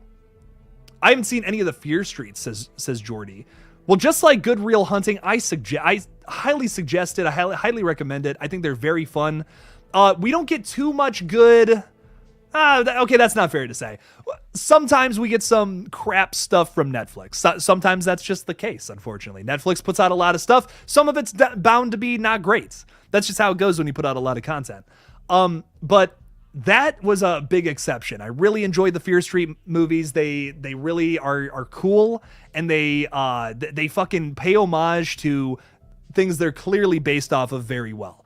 I don't know, I don't know what's like. I've never read any of the Fear Street books myself, but I wonder how close they are adaptation wise to some of those R.L. Stine books, or if they're kind of just like loosely based off of them and they're like, hey, let's try to do some Friday the 13th things here. Let's try to do some like Scream things here. They clearly do that with 94 and the folk horror elements of like the 1666. They're clearly like taking things from like all over like popular horror and kind of they plugged that all into that Fear Street trilogy, which was fun. So I would be so down for them to do that again if that was kind of the idea. Like I said, I don't really know the source material all that well, but whatever it is, I'm down. Carrie Crave Cinema just popping in to say hello. Still at work, but wanted to see how my shirt was doing. Oh, dang it, Carrie. Dang it. Carrie wants to steal my shirt, bruh. I don't know, Carrie. This is a pretty damn cool shirt. Carrie wanted to steal my shirt on the last stream. This is a pretty sick shirt. I mean, come on, look at that. Look, not the bees. Left nipple, bees. Right nipple, creepy vampire face. You know what? Like I mean, come on. How can we complain about that? I got Nicolas Cage on both my nipples. It's awesome. Scream 3 has awesome cameos. Yeah. You got Princess Leia in there, man. It's actually Princess Leia. I love it, Laura. Some good stuff. I like how you have like Olaf in your profile picture and you're watching a horror stream. I love it. That's awesome. That is some chaotic energy that I need in this stream right now, and I love it. Larissa is here as well. What is up, Larissa? I don't know if I said hi to you yet or not, but welcome to the stream. Out of all the Scream cast, past and present, who is your favorite character? Mine is Gale Weathers. Great choice. She's my favorite final girl. Also the best character development. I hope she never dies. Ever. I hope she never dies ever. She is the queen. I absolutely love Gale Weathers. That's a great choice. I think character arc wise. Oh, fuck yeah. You nailed that on the money. I love where her character has gone from start to finish. Like, she has had the most dynamic change throughout all these movies. I love it. They wrote her character very well, very consistently on how she should change, where she should go as a character. It's great. I love it. There's no complaints from me personally. Some good stuff. Man, Gale, that might be my answer too. I might agree with you. Gale might be my favorite too, just across the board. I love how she starts off as like a really unlikable character who's like, oh, I'm super selfish. I'm going to do whatever it is for the story. We have Sidney Prescott punching her in the face, for Christ's sake, in that first movie. Speaking of which, I'll send you a copy, my dudes, if I can find it. I'll send you a copy. Wow, did that lag for you guys too? I don't know, that was weird. But my point is, Gale Weathers has gone from a character who you like kind of just were like annoyed by in the first movie, and then now today you're like, oh my god, I hope nothing ever happens to Gale. She is so awesome. Like, I really, out of all the main characters, I gotta say this, even over Sydney, I think Gale is the one I wouldn't want to die. Which I know is like, oh, Jake, that's tough, bro. That is tough. But I don't know. I really like Gale. I love where she's come as a human being. I like it. I think she had some good stuff. So, John Smith saying tough as nails. Dewey said it best in Scream 3. She can take a direct hit. There you go. What do you think that was a reference to? Good stuff. We have Sanu Puppy saying, will there be a Conjuring 4? You know, I last I heard about this, you know, there's some more stories they could do with the Warrens, you know, with all that. They have a lot more cases they could play into. It's kind of more haunted house stuff too, though. But that's the big thing about it. It's like they would basically be making another Conjuring 1 again. I don't know how I feel about that. I mean, they're definitely trying to go bigger with these sequels. Like 2 was a little bigger than the first one, and 3 was much bigger than the second and first one. So I'm curious as to what they would do for Conjuring 4 if they go back and base it off of one of the Warrens' other stories, something along those lines, or if they just kind of like, they go back to basics, you know, just make another haunted house movie. I think that would really serve the Conjuring franchise well to keep it alive. Because to me, the last couple of entries have just been okay. Like, they've been like, it's all right, you know. I think the first Conjuring and like Conjuring, the second Annabelle movie, Conjuring 2. Like, they're all so good movies. I actually really like the first Annabelle 2 as well. The first 2 Annabelle movies, the first 2 Conjuring movies. Oh, just amazing. Very, very fun films. So. Oh, after disappointing Conjuring 3, I don't want it. I have 1 and 2. They are both perfect. 1 and 2 are both great, man. I love those movies so much, man. Those are so, that clap jump scare made me piss my pants. That was awesome. I'll admit to it. I peed my pants. I did that. I didn't actually pee my pants. But I will say, man, that scared the fuck out of me though. That was another one of those like Insidious moments where I'm like, oh my God, this is scary. This is great. I love it. Some love for the Nun. Okay, Carrie. I like that. I like a little love for the Nun. There we go. I really loved Bonnie Aaron's performance in that movie. Was fucking awesome, and in Conjuring 2 as well. You know, of course, much love. I wish I liked the Nun movie a little more. I think there's so many cool elements of it that is like, oh, this is sweet. We have I can't remember her name, but Vera Farmiga's either younger sister, I want to say, younger sister in that movie. Or you know what? I might be wrong about that. It's someone in the Farmiga clan. So I'm gonna look this up though because I'm curious.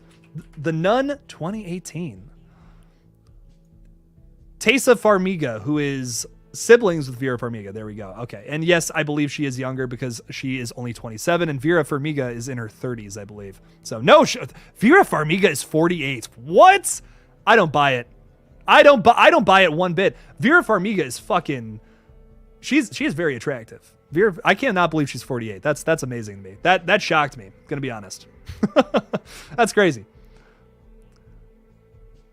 Love your lives with Craven too. Thank you so much, Larissa. I appreciate that. We had a really fun live stream yesterday. It was awesome. We had a good one. So, and we had a good one earlier this week on my page too. We had a lot of good streams. So, always fun doing streams over here. It's always fun hanging out with all you guys too, especially with the party goose. Honk honk. We never found out in Scream 5 if Sydney's book did well. These are the answers I need. I need answers. What happened with Sydney's book? Truly something I want to know as well. It seems like it was doing well in Scream 4. That's a good question, though. Very interesting stuff. But to talk a little more about like the Scream, you know what? Something we haven't talked about yet, actually. We've been talking a lot about Scream. And don't get me wrong, it's been awesome. But let's talk a little bit about Halloween Ends, the test screenings. Apparently, there's 2 different versions of the film going out around right now. And we have some interesting things coming out about it. With Michael Myers apparently being absent from the majority of the film. It's the least amount of screen time for Michael Myers. How do we feel about this? How do we feel? Because like to me, this is music to my ears. This is exactly what I want from Halloween Ends. This is something where I'm like, yeah, this will work. If we have less of Michael and more character development, there needs to be some of that at the very beginning here. We need some exposition and ends. Something that, of course, might not be as enjoyable to sit through as something like Halloween Kills, which is like, oh, carnage candy from the get-go. Let's go. This is great. But I really do enjoy the fact that in Ends, we could get a movie that feels a lot more like the 78 movie. I don't know. That's just my theory. I think it would be so much cooler to have like the stalking and all that, like just seeing Michael Myers walking around town, going behind a bush, jumping out of a trash can or something, and you're just like, what was that? Oh my god! And there's just no kills for a little while. I'm okay with that. If you want to build up the tension, make it a little scary, that's what 1978 did, man. That's what that 78 film did so well, and to see that done again would be sweet. So, I think that would be awesome. I hope Halloween Ends is the... I don't know if I can agree with you there, Extron. I don't know what to say. I'd hate that. Laura would that would be awful. I talked to JJC in March, the day after filming ending. He said they really are doing risky things and hope we like. I hope, yeah, I just hope it's good. I hope whatever it is, I hope it's good. I think for me, what I want from this film more than anything is I want something that just doesn't feel like Kills or 2018. I want something that feels like the original movie, but while also having a new flavor to it, which I think is what we're gonna get. I have faith in that. I have faith in David Gordon Green. I think he knows what he's doing. I think it's gonna be awesome.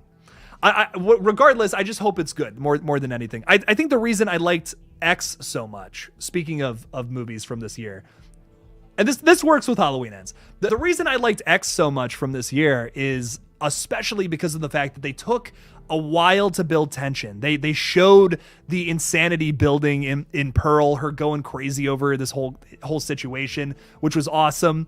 And then you see her just outright like starting to kill people. And it was nice. It was a really nice way of building tension. I know some people were like, it was a little too slow, but for me, it was like it made that ending so scary and so like, this is terrifying. The kills are awesome, even if they're not like the craziest kills I've ever seen in a horror movie.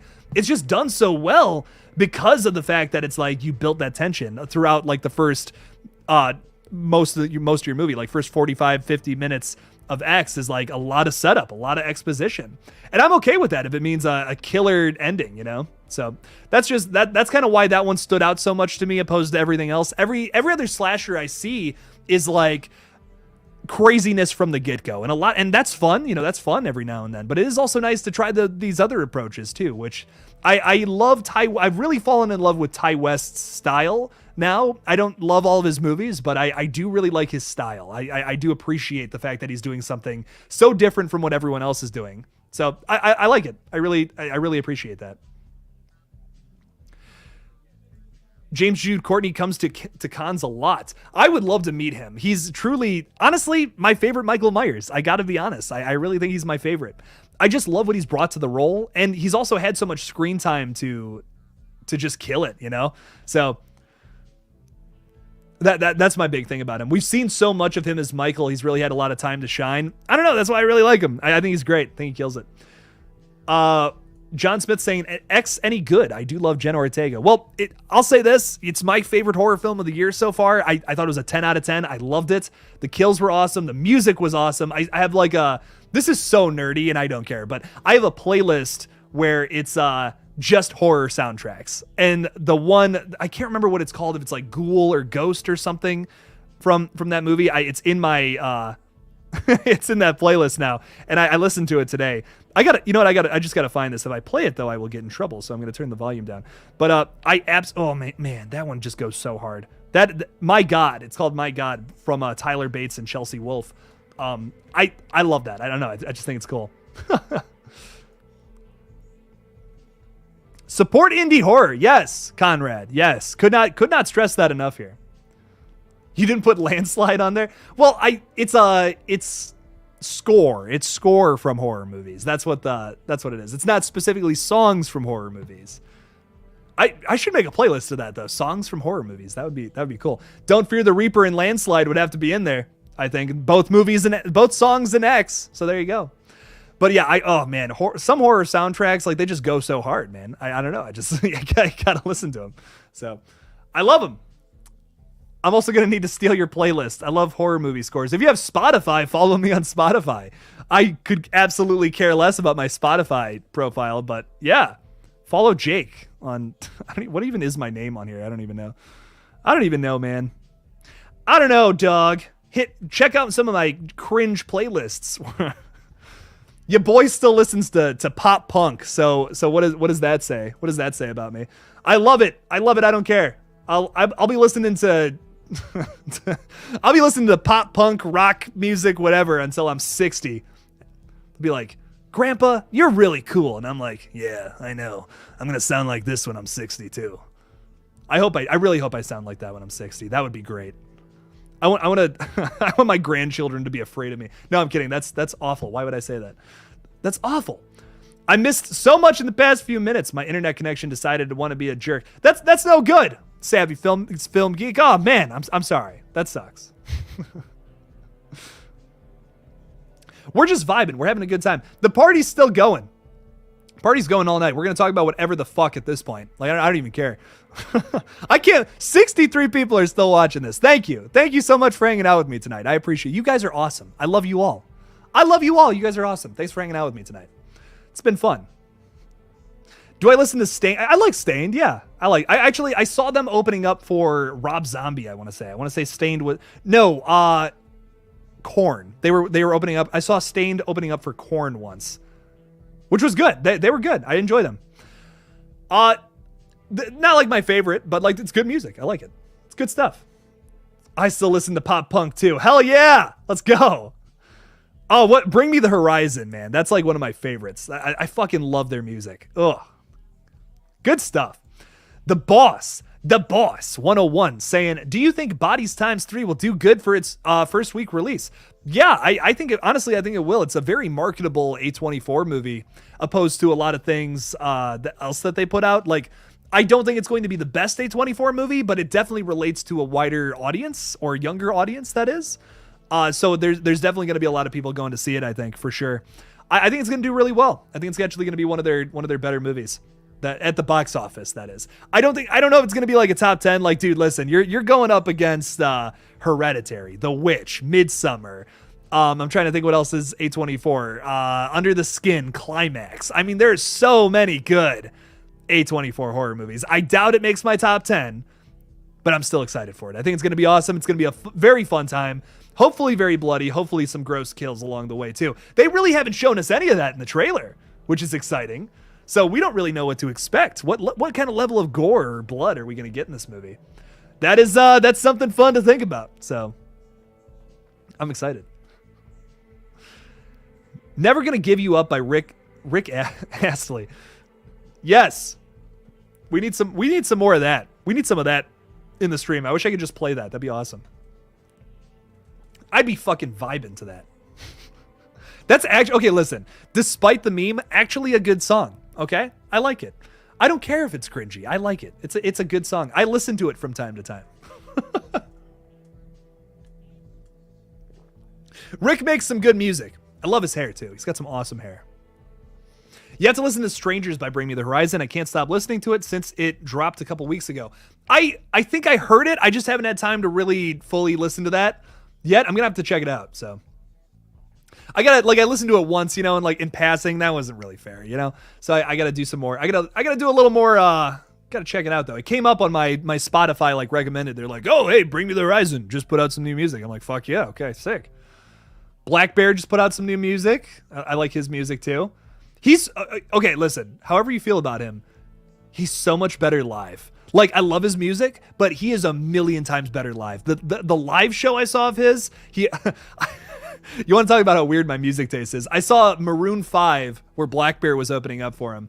I loved it. I don't care. It was awesome. Black Bear killed it, man. I don't know. They had like a whole metal band doing his songs, but like a little heavier. And I'm just like, fuck. Okay, let's go.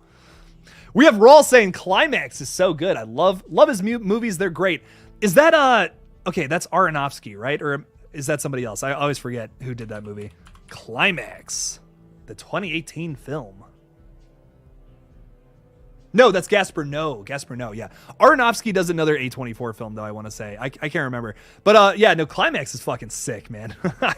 This movie's insane if you have not seen it. Perfectly describes what it's like to be on a certain substance. Having a bad time with a certain substance, that is. So it's pretty interesting. Gaspar Noé, yes. Didn't Gaspar Noé also make like an entire movie that's basically just like a porno, but it's like presented as a horror film? I don't know. Hey, listen, I just hear things in passing. Scoob Pex has got to go.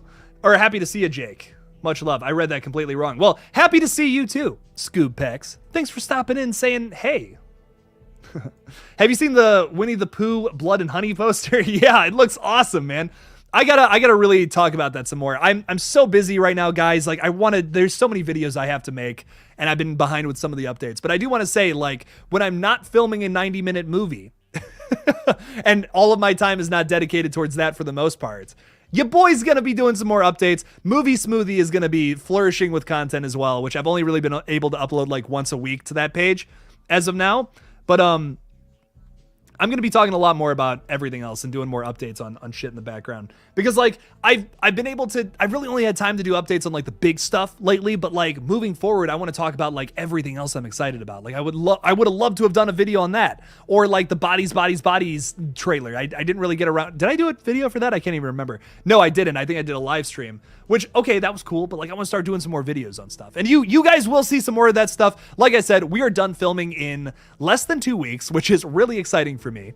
Had a lot of fun filming Red Right Hand, which, let me tell you, you guys are going to love this thing when it comes out in December. It's going to be awesome. But I'm very excited to get back into content creating a little more. I've really only had time to do videos here and there. So I'm really excited for you guys to see what we're cooking up, what comes next. So it's going to be good. Going to be some good stuff. Freddy Krueger has yet to release his difficult second rap album. What? That's funny. I just love that we have a party goose in here. You know, not too many live streams have gooses, and not too many of them are party gooses, okay? Sometimes you just get a regular goose running through the stream, and that's no fun. I like the fact that we got this. Speaking of Freddy, though. The prime time, bitch. It's always a little bit of prime time. Some good stuff. I like that. I like that clip. I don't get to use my clips that much, so just let me use them. Just let me use them. Come on. It's fun. What about Trapped? I love that one song, but I couldn't name you another. I could not name you one more song by them. Like Headstrong is a banger. The rest of their music, I couldn't tell you a thing. Couldn't tell you a thing. Headstrong. Okay, that's all I can do without getting demonetized. That's it. Ice Free is some good music. I've checked out some of their stuff. Check that out. Check out some of the music, y'all. Check it out. Speaking of insane movies, have you ever seen The Loved Ones? That movie is fucked right the hell up, and I absolutely love it. I have not. I will say, speaking of messed up horror movies, though, I'll have to add that one to the list, though, Savvy Film Geek. My friends have been, so I'm on this kick with, oh my God, what is his name? The guy that did The House That Jack Built, and I got to look this up because it's good. Lars von Trier. I'm like obsessed with this guy. The House That Jack Built, the first time I watched it, I'm like, whoa, this is really messed up. I love it. But watching it a second time, I watched it with some of my buddies who are involved with Red Right Hand. We watched it after a shoot the other day. I was so like, holy shit, this is a masterpiece. I'm like, how did I not realize this the first time I watched it? I loved it. Oh man. I absolutely love that movie on rewatch. And everyone's telling me, dude, you got to watch Antichrist. Like Antichrist is like his best movie. And I'm like, what? I've never even heard of this. Apparently you see Willem Dafoe's, his wiener in that. So why wouldn't I want to watch it? That's all I have to say about that. So I got to watch Antichrist. I guess it's really messed up. Don't really know too much about it, but that's one that's on the list. That is a must watch. I have people, my friends are slandering me. They're like, dude, you're the horror movie guy and you haven't seen Antichrist or whatever? Dude, you're killing me here. John Smith is talking about one of my favorite bands of all time. Static X's third album is maybe my favorite album of all time. I just love it. I think it's so underrated. It's some great metal music. What's it called? Shadow Realm. Shadow Realm by Static X is some of the coolest metal music I've ever heard in my life. I love it. I don't know. Every single song on Shadow Realm is like a 10 out of 10. I love it. Their first album is also fantastic. Wisconsin Death Trip. Why can't I say that? Static X is awesome. Dope has that one song. I like that one song by them. I couldn't name you another one though. Like, is it like Die Motherfucker or whatever. Something like that. I like both bands, but Static X is like one of my favorites. Aaron's Jesus. Aaron, dude, holy crap, man. Aaron, relax, dog. be careful with that. Be careful with all that. You see, what happens when you take too many of those? You start feeling things that are a little crazy. You start feeling a little rattlesnakey at that point. So be careful there, Aaron. I have never ventured that far into that, but wow, that's crazy, man. Do I like Jason Lives? You know, I have a hot take on Jason Lives. I like it. I think it's awesome, but nowhere near my favorite Friday the 13th film. I think it's good, and I love the meta humor and how silly and crazy it is in like the first half. But why, like halfway through, do we just completely lose that tone? Like it just kind of turns into a basic, stale Friday the 13th movie in the second act. I've never understood that about Jason Lives. I think the first half is so strong, so awesome. I love it. Wouldn't change a thing. It's like, oh my God, this is such a great new direction for the franchise to go. But then like just ends up being the same old in the second half. I don't know. It's always been my thing about Jason Lives. It gets a lot of love and it's deserved. But the latter half of that film, I just don't care for. I think it's some of my least favorite parts of the entire Friday franchise. Hot take. I know, hot take. The beginning of Jason Lives is like amazing though. Like easily paved the way for some meta humor in the future in the 90s. Like without that film, you might not have Scream, dude. I'm gonna be honest. That's an important movie. Jason Lives is a very important movie, but I love it. It's good. So favorite Friday the 13th film. That's awesome. Hey, listen, that's totally valid. Totally valid. Just not my, it's just like that second half is like, oh man, what's going on? You know? I've never been rattlesnakey, but I have been unicorny. Yikes. That's I don't even know what unicorny is, but I'm scared because I've been a little rattlesnakey before in the past, and that's been scary. Unicorny, that might be crazy. I'm glad people liked that. That's I think why I say that is because you feel like you're vibrating at a certain point. You're like, am I vibrating right now? Is that what's going on? funny stuff. We've been talking a lot about substances on this stream. That's always fun. Substances are fun. Nope. Don't say that, Jake. Can't say that on a live stream. Have you seen Would You Rather? I saw that. Yes, I have seen Would You Rather. Is it a messed up movie with a tragic ending? The Miss Level Fucked Up Dead Meat covered it today. I watched that a long time ago. Why I watched? What's funny about that? Before I was even super into horror movies, I watched that film because Ricky from Trailer Park Boys is in it. I watched it for that movie, that sole purpose alone. And I remember really liking it. I don't remember it all that well. I remember it being really tragic and fucked up. I remember liking it. I got to go back and watch it though. I always, dude, I'm insane about watching the movies that James covers before the kill counts. I almost always make sure to do that. I think only like one time I didn't do that. And that was with the 5th Silent Night Deadly Night, because I had watched Silent Night Deadly Night 4 before he put out that kill count. And I'm just like, this is so hard to watch. This is a crazy movie. So for 5, I was like, fuck it. I'm just going to watch the kill count. But the rest of his,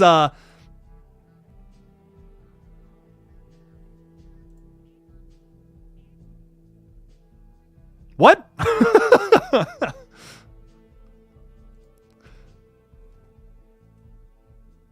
There's nothing here. I promise. That scared the fuck out of me when I saw that. That totally made me lose my train of thought. No, but with kill counts, man, I am like, I'm insane with making sure to watch the movie first. I think that's so important with his kill counts. You know, they're so fun to watch. They're awesome. They're sick. But sometimes you watch them before you've seen, like, I know some of his kill counts would have like ruined a movie for me before seeing it. And it's just like, got to make sure to. Oh my God, it's totally a penis. Holy shit, you guys are right. Oh my God, how have I never noticed that? Oh my God, yeah. I can't now that I've seen it, I can't unsee it. Right here. Yep. You guys are right.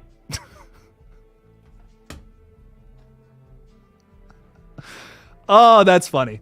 That's some funny stuff. Hey, at least it's not aiming at my head, you know? It could be worse. It also looks like this thing that's going on. It looks like it's got 3 balls, you know? 3 balls. Look at this. 1, 2, 3. It's crazy. I'd like a real background over digital. I love looking at your background collection. Yeah, so the reason I've been doing this lately is my camera is being used for something that I can't really talk to you guys about. We're filming some crazy ass shit tomorrow. One of the most ambitious aspects of the entire film. I don't know how we're going to do it, but the next 3 days are dedicated towards it. So unfortunately, your boy won't be making content in the next 3 days. I will be back on the 20th, though, for the Halloween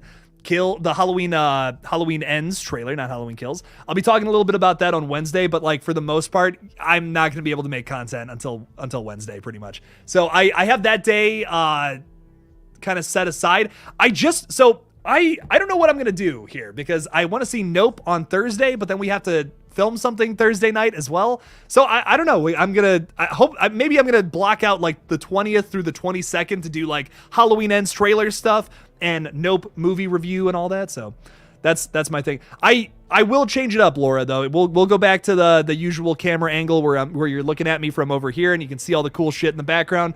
My camera is out of commission right now and constantly changing it, like from what my setup over here to like all the shit I have set up downstairs is like, oh man, that's crazy. Is the lady behind you looking in the mirror asking herself, why do you need to talk to me about my car's extended warranty? Or is the sky crystal mirror as the moon flies to the sky? Yes, is what I have to say to all of this. Absolutely. Absolutely, yes. But yeah, we're still in the middle of doing Red Right Hand stuff. We're doing a big scene this weekend. I want to talk to you guys about it so bad. I really do, and I want to share a picture, but I'd rather it be a surprise. Rather be a surprise of what we're doing because it's pretty insane. What can I say? So pretty much after this weekend, the bulk of we're pretty much done with the bulk of filming after Monday. So after Monday, we'll be like Jay chillin'. I'll be almost back to normal. We just got to do some pickup shots with the rest of the time that we have filming. Already got that stuff looked out, like planned out and what we're going to do and all that. So as soon as August rolls around, I'm going to take a little break before Bodies comes out. I'm just telling you guys about that now. And then I'm getting back to making content, like very seriously. So I want to get back to getting on all the updates. I was killing it for a little while there, and now this month I kind of let the ball drop with a lot of big updates. So, but soon. Justin is here, or Justin with a C. What's up, man? How's it going? I feel like TCM3 is very underrated. What's your opinion on it? Also, gotta take, TCM2 better than the original TCM. Turner Classic Movies. Man, no, I'm kidding. Texas Chainsaw Massacre. I think that's a totally valid opinion, depending on your taste. Texas Chainsaw Massacre 2 is a masterpiece in its own right. It's a great horror comedy. I love it. It's some good stuff. I don't know if it's better than the original, though. I really like that original movie. It scares the fuck out of me. It's great. Texas Chainsaw Massacre 3, I like it. I just don't love it. I think it's good. I think it's solid. It's a solid sequel, but it just doesn't, besides like the golden chainsaw and all that, it really doesn't do anything super inventive or different. But it's cool. I like it. It's a solid movie, I think, overall. Jake, how would have you written Scream 5 differently? Like the big thing I would change about it is the reason to bring the legacy characters into the whole mess. I think you easily could have written in some stuff about making the whole movie focused on the legacy characters again, while also introducing new characters. Like, the whole movie tries to do two movies at the same time. That's the biggest problem with it. I just wouldn't have set it up like a requel. That's my big thing. I just wouldn't have made a requel concept. I would have made it like how Wes Craven approached Scream 4, because Scream 4 is basically like the Scream, it's basically like the shitty Scream remake within a Scream film. That's basically what it is. And that's so interesting to me. That's such an interesting concept. And he utilizes that in a way where he can comment on all these remakes in a really cool way. And they didn't really comment on requels, and they didn't really use all that to their advantage. They should have used the new characters to comment on requels and their flaws. And I don't know, they just didn't really do that in Scream 5. I feel like for that reason, Scream 5 is probably my least favorite with horror commentary, because it doesn't really comment on anything horror-wise. It's like, oh, hey, Star Wars is actually pretty good. That and the whole like toxic fandom thing. It's like, hey, you know what, toxic fans, Star Wars episode 7 through 9, they were pretty good. That's kind of, I don't know, that's kind of the vibe I get from Scream 5. I wish they would have commented on like the new Halloween, the new Candyman, the Texas Chainsaw Massacre. Obviously that didn't come out yet, but like they totally could have commented on that, is how I feel about it. But I love Scream 5 though. I love that it brought new life into a franchise that I love. So like, how can I hate on that movie all that much? I think it's still a really well made film too. It's just conceptually, I think that's where a lot of its problems are personally. So I still love it though. I think it's a lot of fun. The kills, it's the only Scream film that made me reel back in my seat due to a Ghostface kill. So there's that. I think that's awesome. That's a really great aspect to it. It's fun. Yes, Alejandro. I've never seen it, but I remember I was doing a deep dive on Ty West before X came out, and reading that he directed that was like, what? That's wild, man. I gotta watch that. There's 2 Cabin Fever sequels and a remake. That the remake has a 0% on Rotten Tomatoes, which is so interesting to me. I gotta see it. I have to watch it. I love that first Cabin Fever, super underrated horror flick, I think, from the early thousands. I don't know. I fucking love Eli Roth, man. I was just talking with him the other day. I was just talking about Eli Roth the other day with some of my buddies, and how I just feel like he's so underrated as a horror director. He was doing all the cool shit that Saw did before Saw even came out. Like, I don't know, man. I think he's so underrated. He's very ahead of his time. I love a lot of his horror movies. Hot take! Rob Zombie's Halloween movies are complete. Not disagreeing there, John Smith. That's all I'm going to say. Did Scream 4 comment on anything horror-wise with remakes? Yes. The whole movie is a massive commentary on horror remakes. The big thing is, like, if you look at it from the perspective of, hey, all these new characters that just got reintroduced, they're basically the same characters as the original Scream film. So you got Jill Roberts, who's your Sidney Prescott. You have Kirby Reed, who's your Randy Meeks. You have... Trevor is your Billy Loomis, for example. basically all the new characters that are in that situation and all that, they're basically like they mirror characters from the original Scream. And then you get to see, like, think about that whole movie without any of the legacy characters, what that would look like. You would be following your Sidney Prescott, your Jill Roberts, who ends up being the killer at the end of the movie. Something that I feel like Wes Craven would absolutely hate if anyone actually remade the film, which is what I think it's commenting on. It's like, oh, you just want to, like, these new remakes aren't all that different. You know what I mean? It's just like you're taking the same concept and you're just twisting it in a different way. You're just taking things from the past, doing it your own way, which is what is always interest me about Scream 4. I feel like that one, besides the original, is the best with horror commentary, because it just really nails commenting on the horror remakes at the time, why they fail in a way that's not super in your face. It's really well done. I've always loved Scream 4 for that reason. That's why it's my favorite sequel. I mean, it has the best horror commentary out of all of them, I think. What else do we got here? Scream 4 surprised the hell out of me back in 2011. Glad Wes Craven ended his career on a strong note. Love it. Yeah, no, absolutely. I love Scream 4. It's always been like, it's always been a massive positive to me. I love it. It's so fun. It's so fun for me. I love it. We have a lot of dumpster comments. I'm seeing a lot of things about dumpster fires and dumpster juice. It's awesome. Scream 4 is my favorite sequel by far. I loved it. I love it too. I think it's really the only sequel in the Scream franchise to get the horror commentary right. That's my big thing. Like, they kind of comment on it in 2 with like sequels and all that, and that's cool. And 3 a little less. They kind of talk about like that you have that scene with Randy that feels a little arbitrary, but it's cool. I still like it. But Scream 4 is the only movie to really have a heavy focus on that. Like, you have multiple times where they're talking about the remakes of today. Like, you have that scene in the classroom with, I always forget this fucking kid's name, but Charlie and the other kid whose name, like, I always forget his name because he's such a forgettable character to me.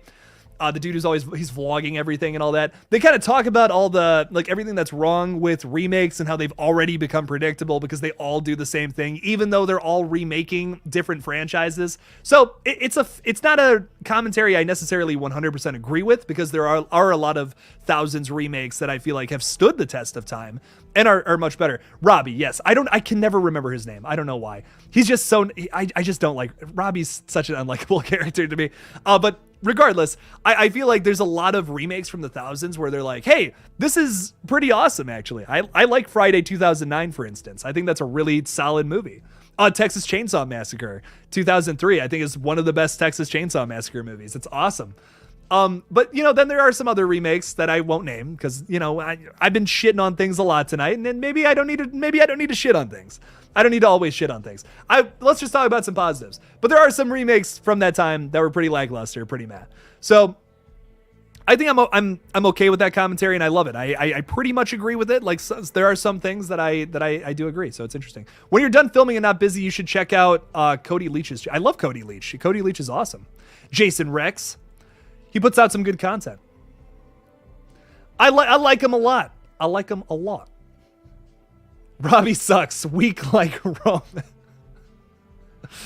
I love that's so funny to me. You're like, Robbie, you suck. You are weak like those who have come before you. That's just funny to me, John. Yes. You are weak, Robbie. You know nothing of the ghost face name. I don't know what the hell I'm saying. 2003 TCM remake and Friday the 13th remake are the best. Absolutely. Love those. I love those. Oh my God, those movies are so fun. Those movies are awesome, dude. Samara Weaving is in Scream, bro. It'll be okay. Absolute. Christian, I think this movie is going to go hard, bro. It's going to be awesome. I'm still, I'll say this. My state of, let me take a sip. Let me take a sip of something real quick. There we go. Here's my thoughts on Scream 6 at the moment. I think that I'm excited for it still. I'm still worried about it though. I still think that there is this possibility it could end up being like Scream 2 again, a little too closely. And listen, if they throw some references in there, cool. Hey, I'm all about references. Fuck yeah, baby. But if you structure entire scenes the same way as in Scream 2, that's what I'm kind of not super excited about. And we're seeing a lot of set photos come out, a lot of instances where it's like, oh, this looks exactly like this looks exactly like something from Scream 2. This could be set up in a very similar way, and I just hope that's not the case with Scream 6. Now, that's all speculation. Let's talk about some confirmed positives, because baby, most of what has come out about Scream 6 has been a massive positive for me. Samara Weaving being the latest one, which is like, oh shit, fuck yeah, baby, let's go.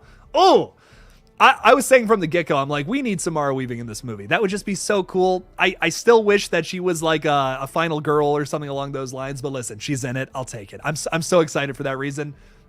I think she's awesome. She's an amazing actress. She killed it in Ready or Not. Probably my favorite film with her in it. She has the lead role. It's awesome. I also feel like the New York setting is really going to serve this movie. You're going to have so many different opportunities to have Ghostface chase scenes running down alleyways or through a high-rise building.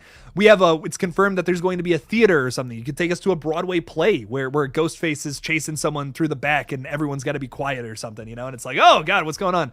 I don't know, man. I'm very excited for this film, but I am still worried about it. Everything is leaking. Everything is leaking about the film, and we're not even like 6 months out from it pretty much at this point, which is really worrisome. That scares the hell out of me. I don't know. I really hope it's good. I hope it's good. I hope it's badass. I hope it's the best Scream movie ever made. I really do. I really hope it is. But I'm getting scared. Getting a little nervous about the film. I probably have more concerns about this one than Halloween Ends, which is crazy, but like, I don't know, man. I still think it's going to be awesome. What else do we got here? Yeah, the leaks have gone out of hand. I was spoiled. Me too, and that's what I'm pretty upset about. So we're not talking about that though. We're not going to talk about that here because hey, we're gonna keep living in speculation land, talking about things that could happen based off of confirmed reports. I don't know, man. I see there's nothing you can possibly gain from knowing exactly what happens in a film before you see it. That would suck. Why would anyone report on that and make videos about that? That would suck, man. I do feel like they could have casted someone who isn't to play Charlie. Charlie looked like a dude. I don't know. I don't know what you're saying there, my dude. KillJoy Jake's dad's brother's best friend's sister's mother. I like that you use that is the most interesting picture. I love that. from my things. Okay, real quickly, let's talk about something. I have not done a locations video in a long time, and I'm trying to do one for Halloween Ends, but no promises. I did one on Thanksgiving though, and that's oddly one of my favorite Thanksgiving. One of my favorite locations videos is the Thanksgiving locations video. I just love it. I love how it turned out. It was very silly, very fun. Check those out if you have not seen those. I have a whole playlist of them on my page. You guys will like them, I think. Do you think Scream 6 will even mention Sydney? That's a good question, Laura. I'm gonna say no as of right now, but maybe. I think it's entirely possible. They definitely had to add something. They probably added something. They had to have added something where it's like, yeah, Sydney's with her family, Maybe Courtney might have a line, something along the lines of I don't want to bother Sydney again with all this. She has a family. She can't, some kind of excuse. They're not going to write her as dead. They're not. They're simply not going to do that. I would not worry about that too much. That would be crazy. That would be crazy if they killed her off, man. I don't know.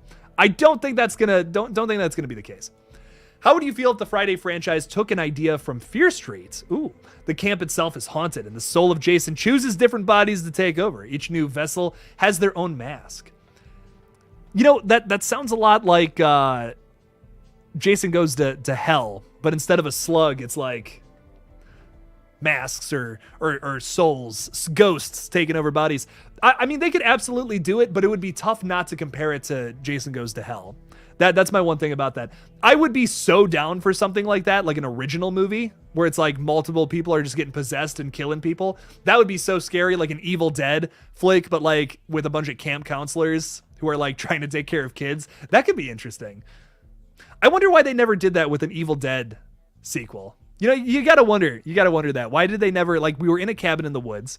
Why did we never, when all the Friday films were at their height. Why did they never make an Evil Dead flick where it's like, oh, it's set up like a Friday the 13th film, but they find the Necronomicon in the basement of some creepy old cabin that they don't go into anymore. You know what I mean? Why did they never make something like that? That would be so cool. Oh, that'd be sick. Destination Station is here. What is up? What's up? Welcome to the stream, my dude. Welcome, welcome. Thanks for stopping by. Make sure to subscribe to Destination Station. Guys got some good content over there. We have Patrick saying, if Sydney is in a end credit scene, Nev could technically say she isn't in Scream 6, and that could be the play here, because an end credit scene would be a preview to Scream 7. Listen, Patrick, that'd be fucking awesome. I would love for that to be the case, but man, like, she just keeps saying things that make me think she's not going to be in the movie. I would love for her to be in the flick. That would be awesome. Oh my God, especially in an end credit scene. And you're right. You're absolutely right about something like that. If it's like, oh, yeah, see, I told you I wasn't in the movie. Haha. But like, man, that clip of her at Mad Monster when she's asked about like, there's been so many rumors about like some kind of secret contract going on. What do you think? The moment it's brought up, the moment the word Scream is brought up to her, she immediately goes like that. It's like, I'm so sick of hearing about this. I'm not in it.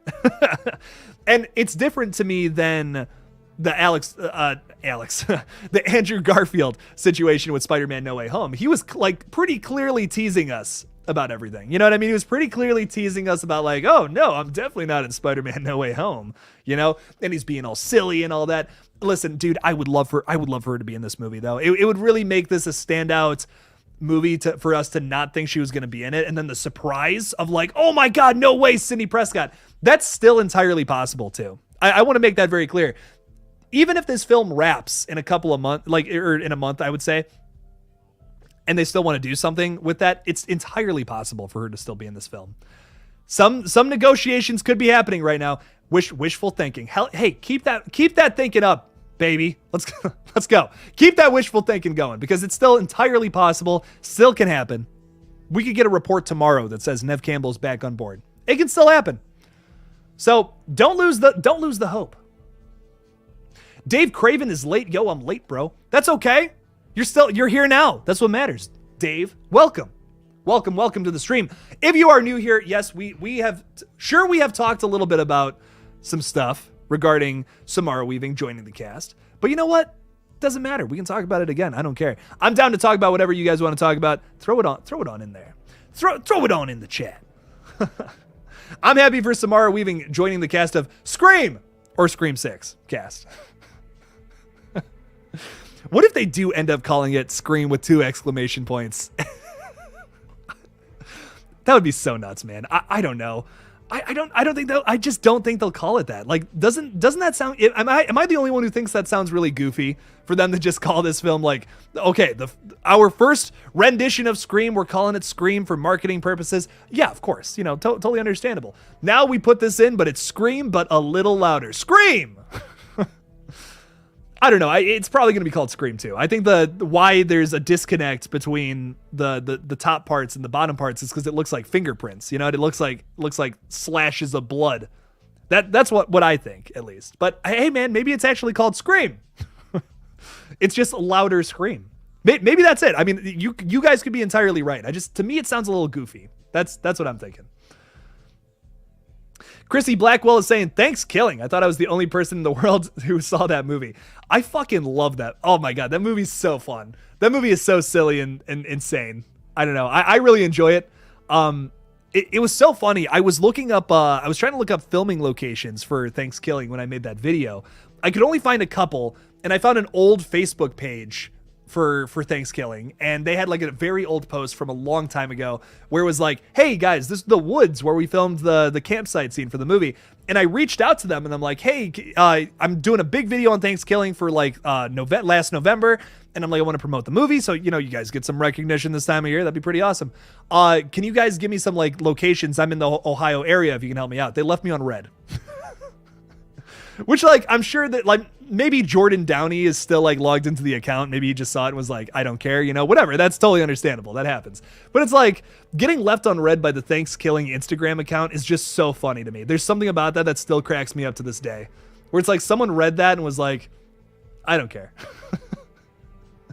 I don't know. That's just so funny to me. I love it. I love the movie. Thanksgiving 3. You don't need to watch. You don't need to. You don't need to. It's it's a weird movie. How do you feel about Prey, the upcoming Predator movie? I'm very excited for it. The trailer looks fucking badass to me. Listen, Predator movies in the jungle, they slap. If they're any other Predator movies, they're typically whatever. But I love Predator. I love Predators. I'm very excited for this new one. I think it's going to be great. Odd numbers in the Predator franchise are pretty positive. So if this is keeping that trope alive, Predator 5 should be pretty dope. And I think it will be. I think it's going to be awesome. Oh my God, Carrie even went back and found it. Thank you, Carrie. Thank you so much. This was so much fun to make. Oh my God, it was awesome. So yeah, check that out. It was only like, where they filmed that movie was only like an hour away from where I live too, which was so cool. So I was like, oh yeah, sick. Carrie, thank you so much. Thank you for everything. Carrie's amazing. She's just, oh my God. She comes to all of our streams, promotes everything, kills it. She's awesome. Subscribe to her channel too. She puts out some really good content. Justin is saying, thoughts on American Psycho? Hope there's a good sequel one day. American Psycho is like one of my favorite horror films. I love it. It's so cool. What can I say about that? American Psycho is, man, it's one of those movies where it's like, you don't know if you should be laughing at what's happening on screen or not, because it's like, it's so uncomfortable and so weird, but it's so darkly funny and it's so cool. I love American Psycho. Patrick Bateman's such a great character. Christian Bale just portrays him so well. He's awesome. He's an awesome dude. American Psycho's awesome. How do we all feel about the ending to that? How about that? How do we interpret American Psycho? Because I have my theories. I have my theories on it, but a lot of people feel differently about it. I've always felt like, yes, he did actually do all of those things, but it's all covered up. And no matter what he does, he can't do something to stand out so that he can fit in, which is always a very interesting aspect of that plot to me that I never really read into until recently. I don't know. I've always thought that was a super smart movie, and you can interpret it in so many different ways. There's so many weird interpretations of it. I love it. I think he did really kill everybody. Like, some people are like, oh, maybe it was all in his head, you know? I'm like, no, I think he did really kill everybody. He really did do all of that, but it got covered up because he's got a lot of money, and like he's doing all this, and that's the whole idea. It's like he can go out and kill people and it'll all get covered up no matter what he does. He's gotten up that much. He's worked his way up that much in a financial standpoint, a status standpoint, that he can't break out of it. So it's always been an interesting kind of prison to write. It's always it's a cool movie. I love it. I love American Psycho. Wonder what American Psycho would have been like with Leo as Patrick as planned. Oh, that would have. I wonder. I've always wondered that, because Christian Bale and Leonardo DiCaprio are both amazing actors.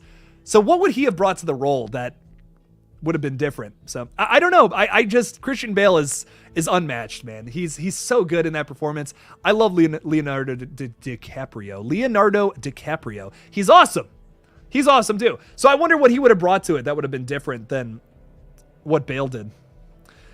Speaking of American Psycho, how cool would it be to have a film that is set from the perspective of a Ghostface killer? Patrick, I think you're onto something there. That would be cool. It's almost like we're taking inspiration from American Psycho or something like that. I don't know. Why would we do that though? That's just crazy, man. I don't know.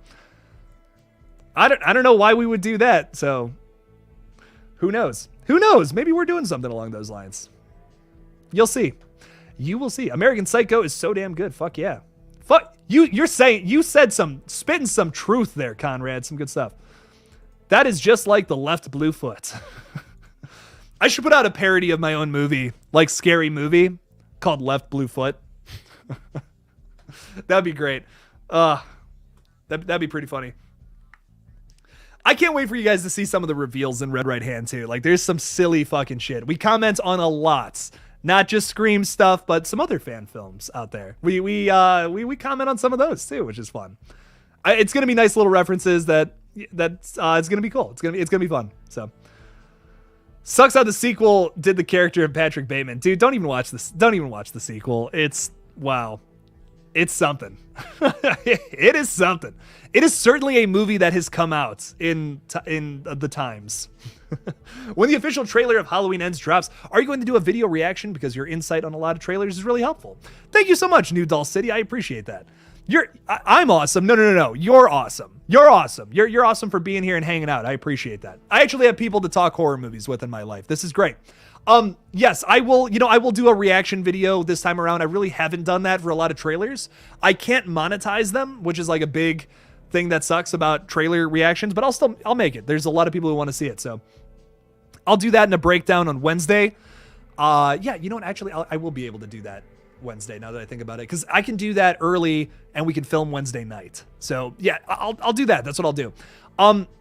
So I'll do both. I'll do that in a breakdown of it Wednesday morning. That's unfortunately the next time you're going to see me upload. I won't even be on the Lethal Collective stream this Monday, unfortunately.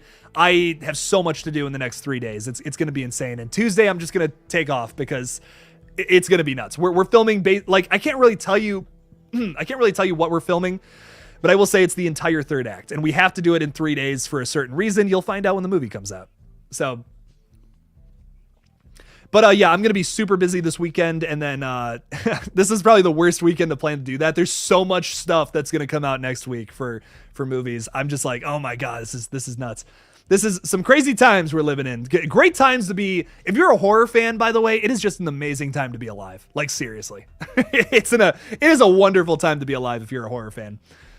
There's some crazy stuff coming out between original movies, sequels to beloved franchises. You cannot be alive at a better time. It's awesome. Some good stuff. If your movie sucks, we are all gonna come piss on your bed, Jake. Fair. Listen, if I find Hank Hill pissing on my bed saying, Bobby, your movie. I can't even do that without laughing. Hank Hill pissing on my bed is the most chaotic thing I can think of right now, and that's pretty awesome. Fair though. If it sucks, you can piss on my bed. That's totally fair. The Boy 2 was awful. I've yet to see that. Yet to see Brahms, The Boy 2. I love the first. The first Boy is fun though. I really like it. It's a good twist. I'm gonna sound like a basic bitch here, John, but Halloween. I mean, come on. Does it get better than Halloween? I don't think so. I love all of his movie scores though. Like even like fucking Ghosts of Mars even has a good score. Like I don't know if he did the music for that or not off the top of my head. I think he did. But I love a lot of his stuff. Because The Fog is underrated. The Fog is hella underrated. I love the score for that. The main theme from that is sick. But I have always thought that the Halloween score is unmatched. Everything from when you get to see Laurie like walking around with all the leaves falling off the trees, that little do like that little thing. I can't mimic it with my voice. That would just be awful. But I just love it. It's great. It's awesome all the way through. Every little bit of it it's great. It builds suspense and tension when it needs to, and then it calms down when it has to as well. So if your movie works, I will totally be down to collaborate on a Season of the Witch remake. Let's do it. I'm actually kind of serious. Oh, that would be sick, man, to do something along those lines. I'll tell you this, the next thing I do, I definitely want to do something original. Like, I love doing this, and this has been really fun, but it's really restrictive to do a fan film. There's a lot of things I've been wanting to do that I've told Matt, like my collaborator on this. He's also writing the film with me. I told him, I'm like, at any time, if I suggest something that is just too far away from Scream, we got to veto it. We have to, because like we're doing things that are different in the Scream franchise for sure, but I don't want to lose the DNA of what Scream is. So in the future, if I ever do another project, which let me tell you, it's going to be a minute before I do a whole nother movie, because fuck, this has been insane. It's been so fun, but I have been so busy for the past 3 months. Like I am so ready to chill a little bit. I definitely want to do something original. I had a really good idea for a Scream fan film, but like if someone asked me, they're like, dude, hey, Jake, do you got a cool like Halloween fan film idea? I don't know. I really don't know what to do with what I would do with Halloween to make it different and original again. That would be a tough task for whoever takes on the Halloween franchise next. I wish them luck, because that is not going to be easy. There's been so many different ideas explored it's gonna be tough to really figure that out for whatever they do next with Halloween. If it's not just gonna be a straight up remake, conceptually, it's gonna be tough. So I would love to do something original next. I have a lot of cool ideas for stuff that I've just never really fleshed out. This would be, I wouldn't even start working on it until 2024 though. I'm just gonna be honest. Like this project has been so fun but so time consuming. It's the most fun I've ever had, but also one of the most tiring things too. But it's awesome. I don't regret a second of it. It's been so much fun making it, and I really think you guys are gonna like this. It's gonna be really fun. So Preston says Terrifier doesn't have a plot.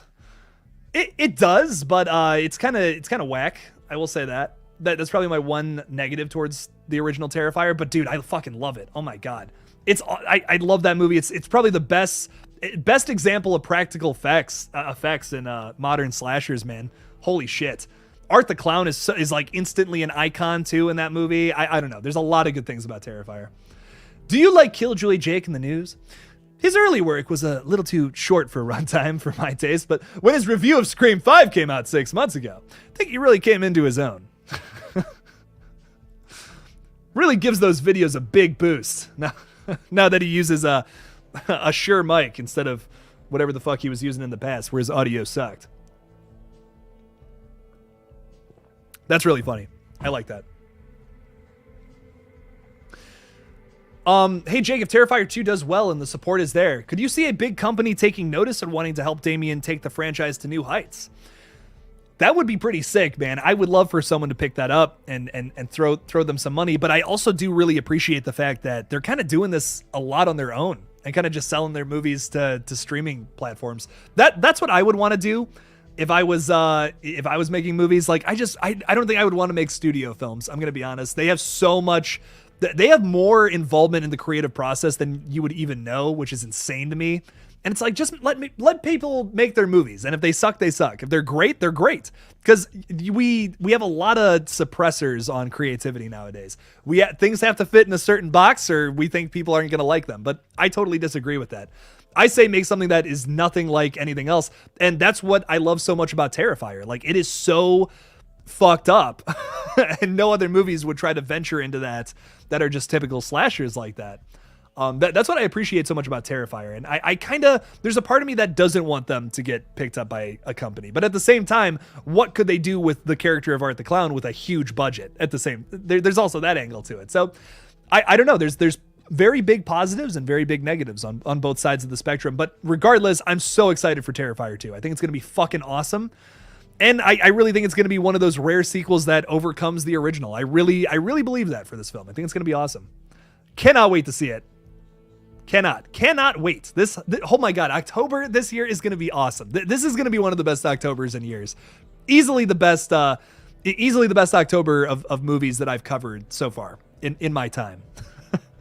Your boy's going to be around for a little while though. So yeah, Jake is not going anywhere. So KillJoy cake. You're goddamn right, bro.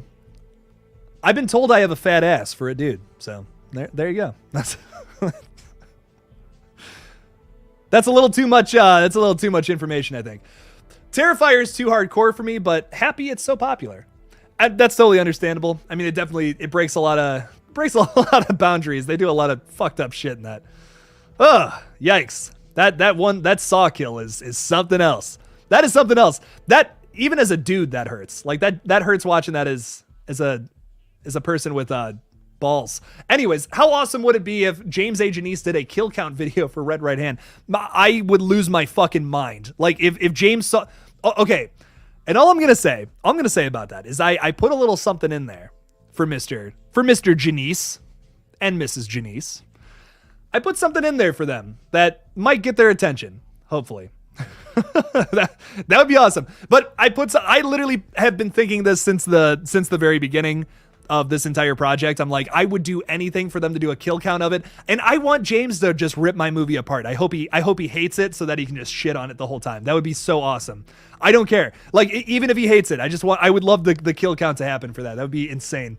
I put something in there though, for you guys, for James and Chelsea as well. A little Easter egg for them that I hope they see it, and I hope they see that. That would be awesome. If that happens, I would lose my mind. But we wrote a specific section of it based off of one of their interests that I really appreciate. So you guys will see. You guys will see. Can we still donate to Red Right Hand? No, the Kickstarter is closed, but like any kind of like channel memberships, super chats here, those really help. Those really help in just helping the movie come out, helping me being able to keep myself supported financially. This is what I do for a living at the moment, and I unfortunately have just not been able to take it as seriously as I have in past months because I've been making a movie. You know, making a 90-minute movie for $5,000 is not easy, no matter what kind of movie it is. So any kind of support is always appreciated. So anytime super chats or channel members happen, that goes a really long way. It really does, and I'm always very appreciative for it. So that's what I'll say. Anything like that is always going to help the channel. So thank you so much. I have not watched. Okay, so I watched the first 15 minutes of Incantation. It looks really good, very promising. Haven't watched the rest of it though. Why does Netflix always get the English dub so off with their movies? I would much rather watch this in its native language and just watch subtitles with it. That'd be fine. I wonder if there's a way that I can change that. I almost never change the language on movies on Netflix, so I don't even know how to do that. But it looks good. It looks very promising from what I've seen. So I'm excited. I'm excited to finish it. I will finish it at some point. Your boy's just gonna be very busy. So nice. I just saw Seven for the first time today. I know I'm late, but I was shocked at what a masterpiece that is. Your thoughts, Senor? I love, Seven's a masterpiece, man. Fucking awesome ending. I think through and through, it's just a great little thriller flick. If you're like, man, I don't know what to do for a thriller, watch Seven, dude. There you can get a crazy amount of inspiration from that. I love it. It's a masterpiece. I love it. Seven's awesome. Oh, Christian, that's awesome. My daughter is due this October. We both will have spooky birthdays. Oh, that's so sweet. That's so sweet and wholesome for this horrible stream of talking about people getting chopped up from the genitals down. That's so wonderful. That's just so wonderful, Christian. Good stuff. We needed that little flavor in here. You know, we did. Good. That's really, I'm very happy for you, man. That's awesome. Congratulations. It's badass. Netflix needs to be, oh my God. Yeah, no, dude, like they do that with every foreign horror movie they acquire, and it sucks. #Alive is another victim of that, unfortunately. I think that's a great movie, a really fun little zombie film. If you guys have not seen that, and like the English dub is just, it feels like they recorded it in one day. Like it feels like they recorded that in a day to me, and it's a shame, man. It's like this could have been awesome. So I don't know. It's a big ol' shame. Watching Rotten Tail on Tubi. Ooh, I've not heard of Rotten Tail. Is that the one with the fucking Easter Bunny killer or whatever? And he's killing people? Because I talked about that on Easter, this past Easter, and I was like, oh man, that sounds fucking nuts. So I think that's the movie I'm talking about. I'm not sure. So I'm guessing Chucky 2. Oh, this is something we haven't even gotten to this. Oh my God, we're 2.5 hours into this. Have not even talked about the Chucky season 2 teaser that we got recently, which looks pretty awesome. I'm very excited for it. It's going to be set around Jake Wheeler going to high school. Yeah, I believe so. Around October, Halloween time too, which it seems is going to be very cool. I'm very excited for it. I just hope it, once again, big problem with the first season, just not enough of the legacy characters. They just did not have that balance. They didn't really find that balance until like episode 5. Episode 5 was like the first great episode of that series. I was like, hey, this is fucking sick. But the whole, like the first 4 episodes are like, what is going on? Like this is the first Chucky thing where it's like, it's not continuing the story. It's just starting its own new thing. So I didn't love the characters at first either. I think they're okay. Lexi was a big standout to me. I really liked Lexi. But I'm hoping that we see some cooler shit in season 2. I hope it's good. I'm very excited for it still. I think it has a lot of potential to be great. I really love a big thing too with Don Mancini, who showing a lot of representation to the LGBTQ plus community is great. That's always a massive positive. We know that horror has a not so great history at representing representing that community, which sucks, unfortunately. So it's always great to see some positive representation there. But I do want something, I guess I want something a little more that feels a little more Chucky in season 2. There was moments where I felt like they were focusing on new characters a little too much. I don't know. I think that, yes, they had to establish their new characters for sure, but I'm excited to see what else happens with the legacy characters too. So I'm pumped for it. Regardless, I'm still very excited for it. I think there's a lot of potential in this new season. I definitely did not hate season 1. I did not hate it. Not at all. There's a lot of really cool stuff there. So I'm pumped. Did you see the story of Chucky coming to an end in what?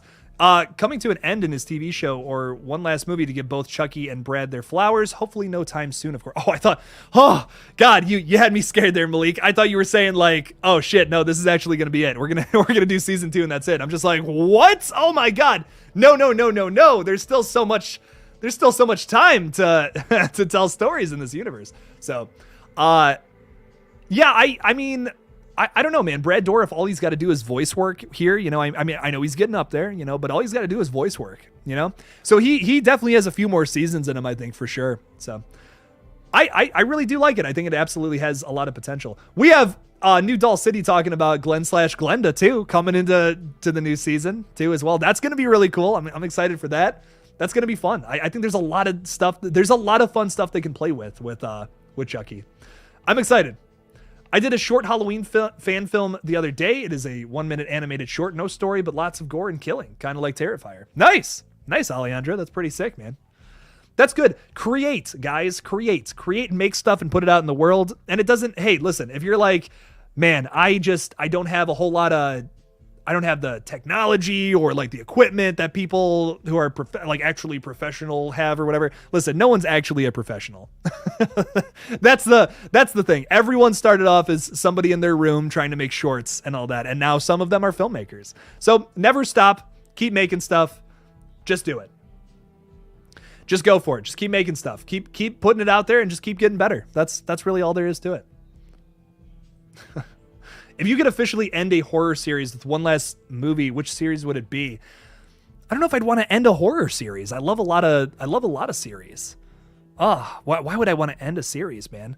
I think there's always room. If someone's always going to come up and be like, holy shit, I got a crazy idea for Halloween. And I'll be like, oh, I didn't even think of that. That's so cool. I don't know if I'd want to end a horror series, but if someone was like, hey, Jake, this is the end of a timeline for a new something movie, what would I want to do? Man, I would love to do a Nightmare film. I feel like that would be really fun. That would be so much fun to do a Nightmare on Elm Street series.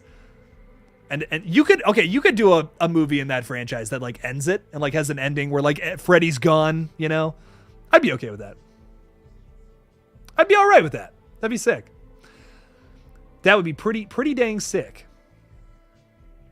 But yeah, that's, you know, listen, sometimes I get discouraged with stuff and I don't know why. I just wanted to talk about this for some reason, but, sometimes making this movie, I'm like, fuck, like this is so hard. I'm so tired and all that. But then I think about like, there are people doing so much with so less too. Like there are people making even crazier movies with less money, you know, and it's really discouraging. Sometimes I'm like, holy shit, we're already out of money. And it's like, we've only been doing this for so long. And it's like, this is so tough. It's crazy. But I really think this movie is going to be something special. And you gotta just make stuff. If you have an idea, just go for it and make it. Just do it now. And in the future, you're going to have even crazier ideas. Never think that you're like, oh, my best ideas are behind me. That's never the case.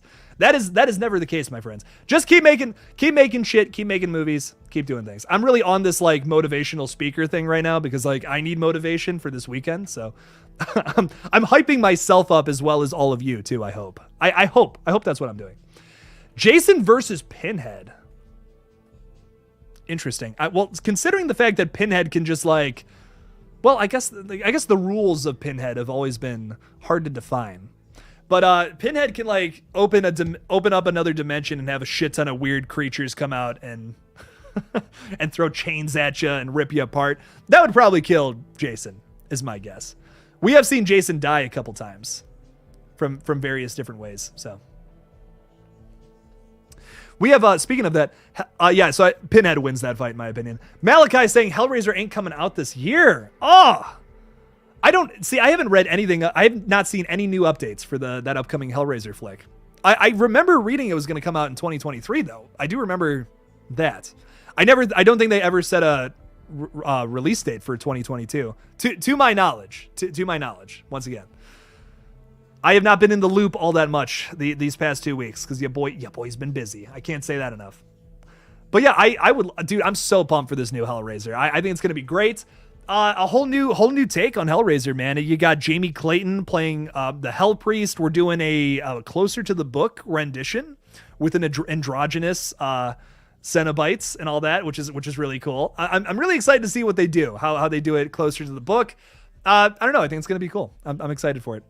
I love those first 3 Hellraiser movies, man. Those are so just fun flicks. That's another one with a good score too. Speaking of good themes and all that. Hellraiser has a book. Yeah, it's based off of the book by Clive Barker. It's not called Hellraiser though. It's called like fuck, off the top of my head, I cannot remember. The Scarlet Gospels is like the sequel, but the first one I can't remember off the top of my head. Yeah, your boy's been talking for 2.5 hours. That my brain's starting to get all mush at this point. But it is based off of a books by Clive Barker as well, who did the movies too. So you got, which is pretty cool. The Hellbound Heart. Thank you so much, Alejandro. Yeah, no, I'm really excited for it. I think it's going to be cool. A big difference in the book is that Pinhead, or the Hell Priest, looks much like, is not defined in gender, like he's androgynous, which is cool. They kind of changed up his backstory for the movies, but I like both. I think they're both cool. Yeah, Hellbound Heart is the original book. Regardless, I'm excited for it. We are desperately in need for a good Hellraiser flick, man. Some of those sequels are just tough to watch. Like they're not, some of them aren't bad, some of them are fun, but some of them are just like, oh God. But this could be better. This could be a lot better. So I do really like Hellworld though. If you guys have ever seen Hellworld is fucking nuts. It's about like, basically there's a video game program that's like a video game that's like the Lament configuration, and Pinhead kills people at like this party and all that. It's fun. I'm excited. What do I think of the Chucky season 2 trailer? It looks good. I'm excited for it. I'm glad they didn't give too much away. I like the Halloween vibes too. I really liked that. So I'm pumped. I think it's gonna be cool. I think it's gonna be a much better season than season 1. I'm pumped.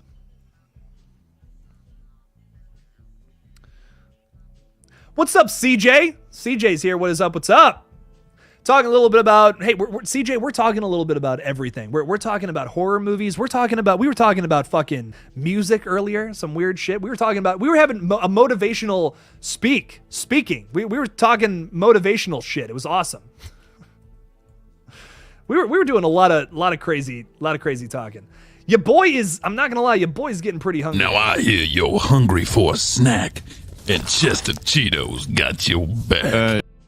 Oh man, my clips are fucking up, bro. My clips ain't playing all the way. Well, Chester Cheetos got my back because your boy's in need of a snack. So I'm gonna be wrapping up soon, but we're gonna change the music real quick to some badass this stuff for some last minutes little questions. So if anyone's got throw some questions in there. I'm gonna go for like 5 more minutes, and your boy's gonna be Jay chillin'. So. Do you think Bill Skarsgård will ever be Pennywise again? Yes, 100%. His performance in both films left fans wanting more. Hopefully a new story can be made with Steven's blessing. Well, Malik, I got some good news for you, my dude, because HBO Max has a new series coming out called Welcome to Derry. Not confirmed yet that Bill Skarsgård will be a part of it, but I think it very, very much so could happen.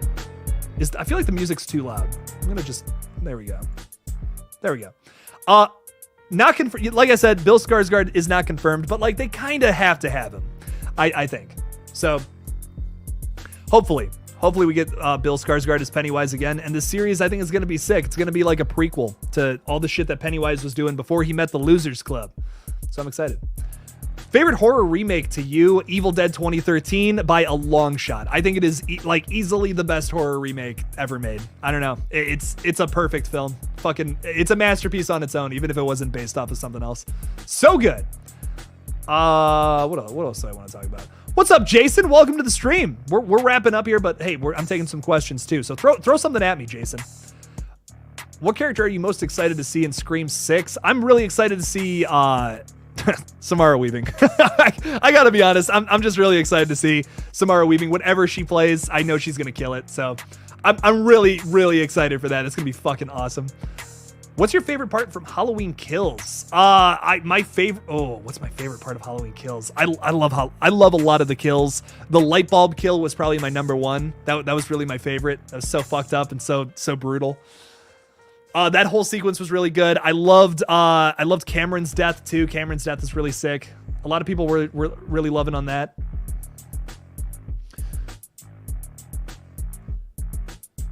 Cool. Did you hear about the Halloween Ends trailer? It comes out Wednesday the 20th. Yes, I will. So I'll be back. Unfortunately, I'm not going to be able to make content until the 20th, but when the trailer comes out, your boy's doing a bunch of videos on Wednesday. So check out this channel again on Wednesday, and I appreciate that. Marvin with a little $2 super chat to wrap it up. Marvin, thank you so much. Where's the Maniac Cop reboot at? Seriously, though, where? That'd be sick. I saw that movie a long time ago. It has been a minute, but that one's pretty fucking wild. They should definitely do another one of those, Marvin. Hey, Marvin, thank you so much for the super chat, by the way. I really appreciate the support. I've been so busy lately. I have not been able to meet my quota of videos coming out. So the super chats are greatly appreciated. Thank you. Thank you so much. What else do we got? You know who should write Halloween movies? Dude, Tarantino doing a Halloween movie would be fucking awesome. The dialogue would be insane. Oh, that would be sick. The dialogue would be insane, and like there would be so much dialogue for like 20 minutes, and then Michael would break in and stab someone in the throat. And it would be awesome. Rest up, Jake. Keep rocking on. Thank you so much, man. I can't answer that question. I'm sorry. Can't answer that question. My dude, I can't answer that. Just stopping by to tell you that you're my favorite motivational dork. Thank you so much, Vanessa. I appreciate that. And good night from Germany. Vanessa, thank you so much for dropping by the stream. I appreciate that. Sleep good. Sleep good, everybody. Have a nice night. Thank you so much for this amazing stream. It was fucking awesome hanging out with y'all. So, peace out.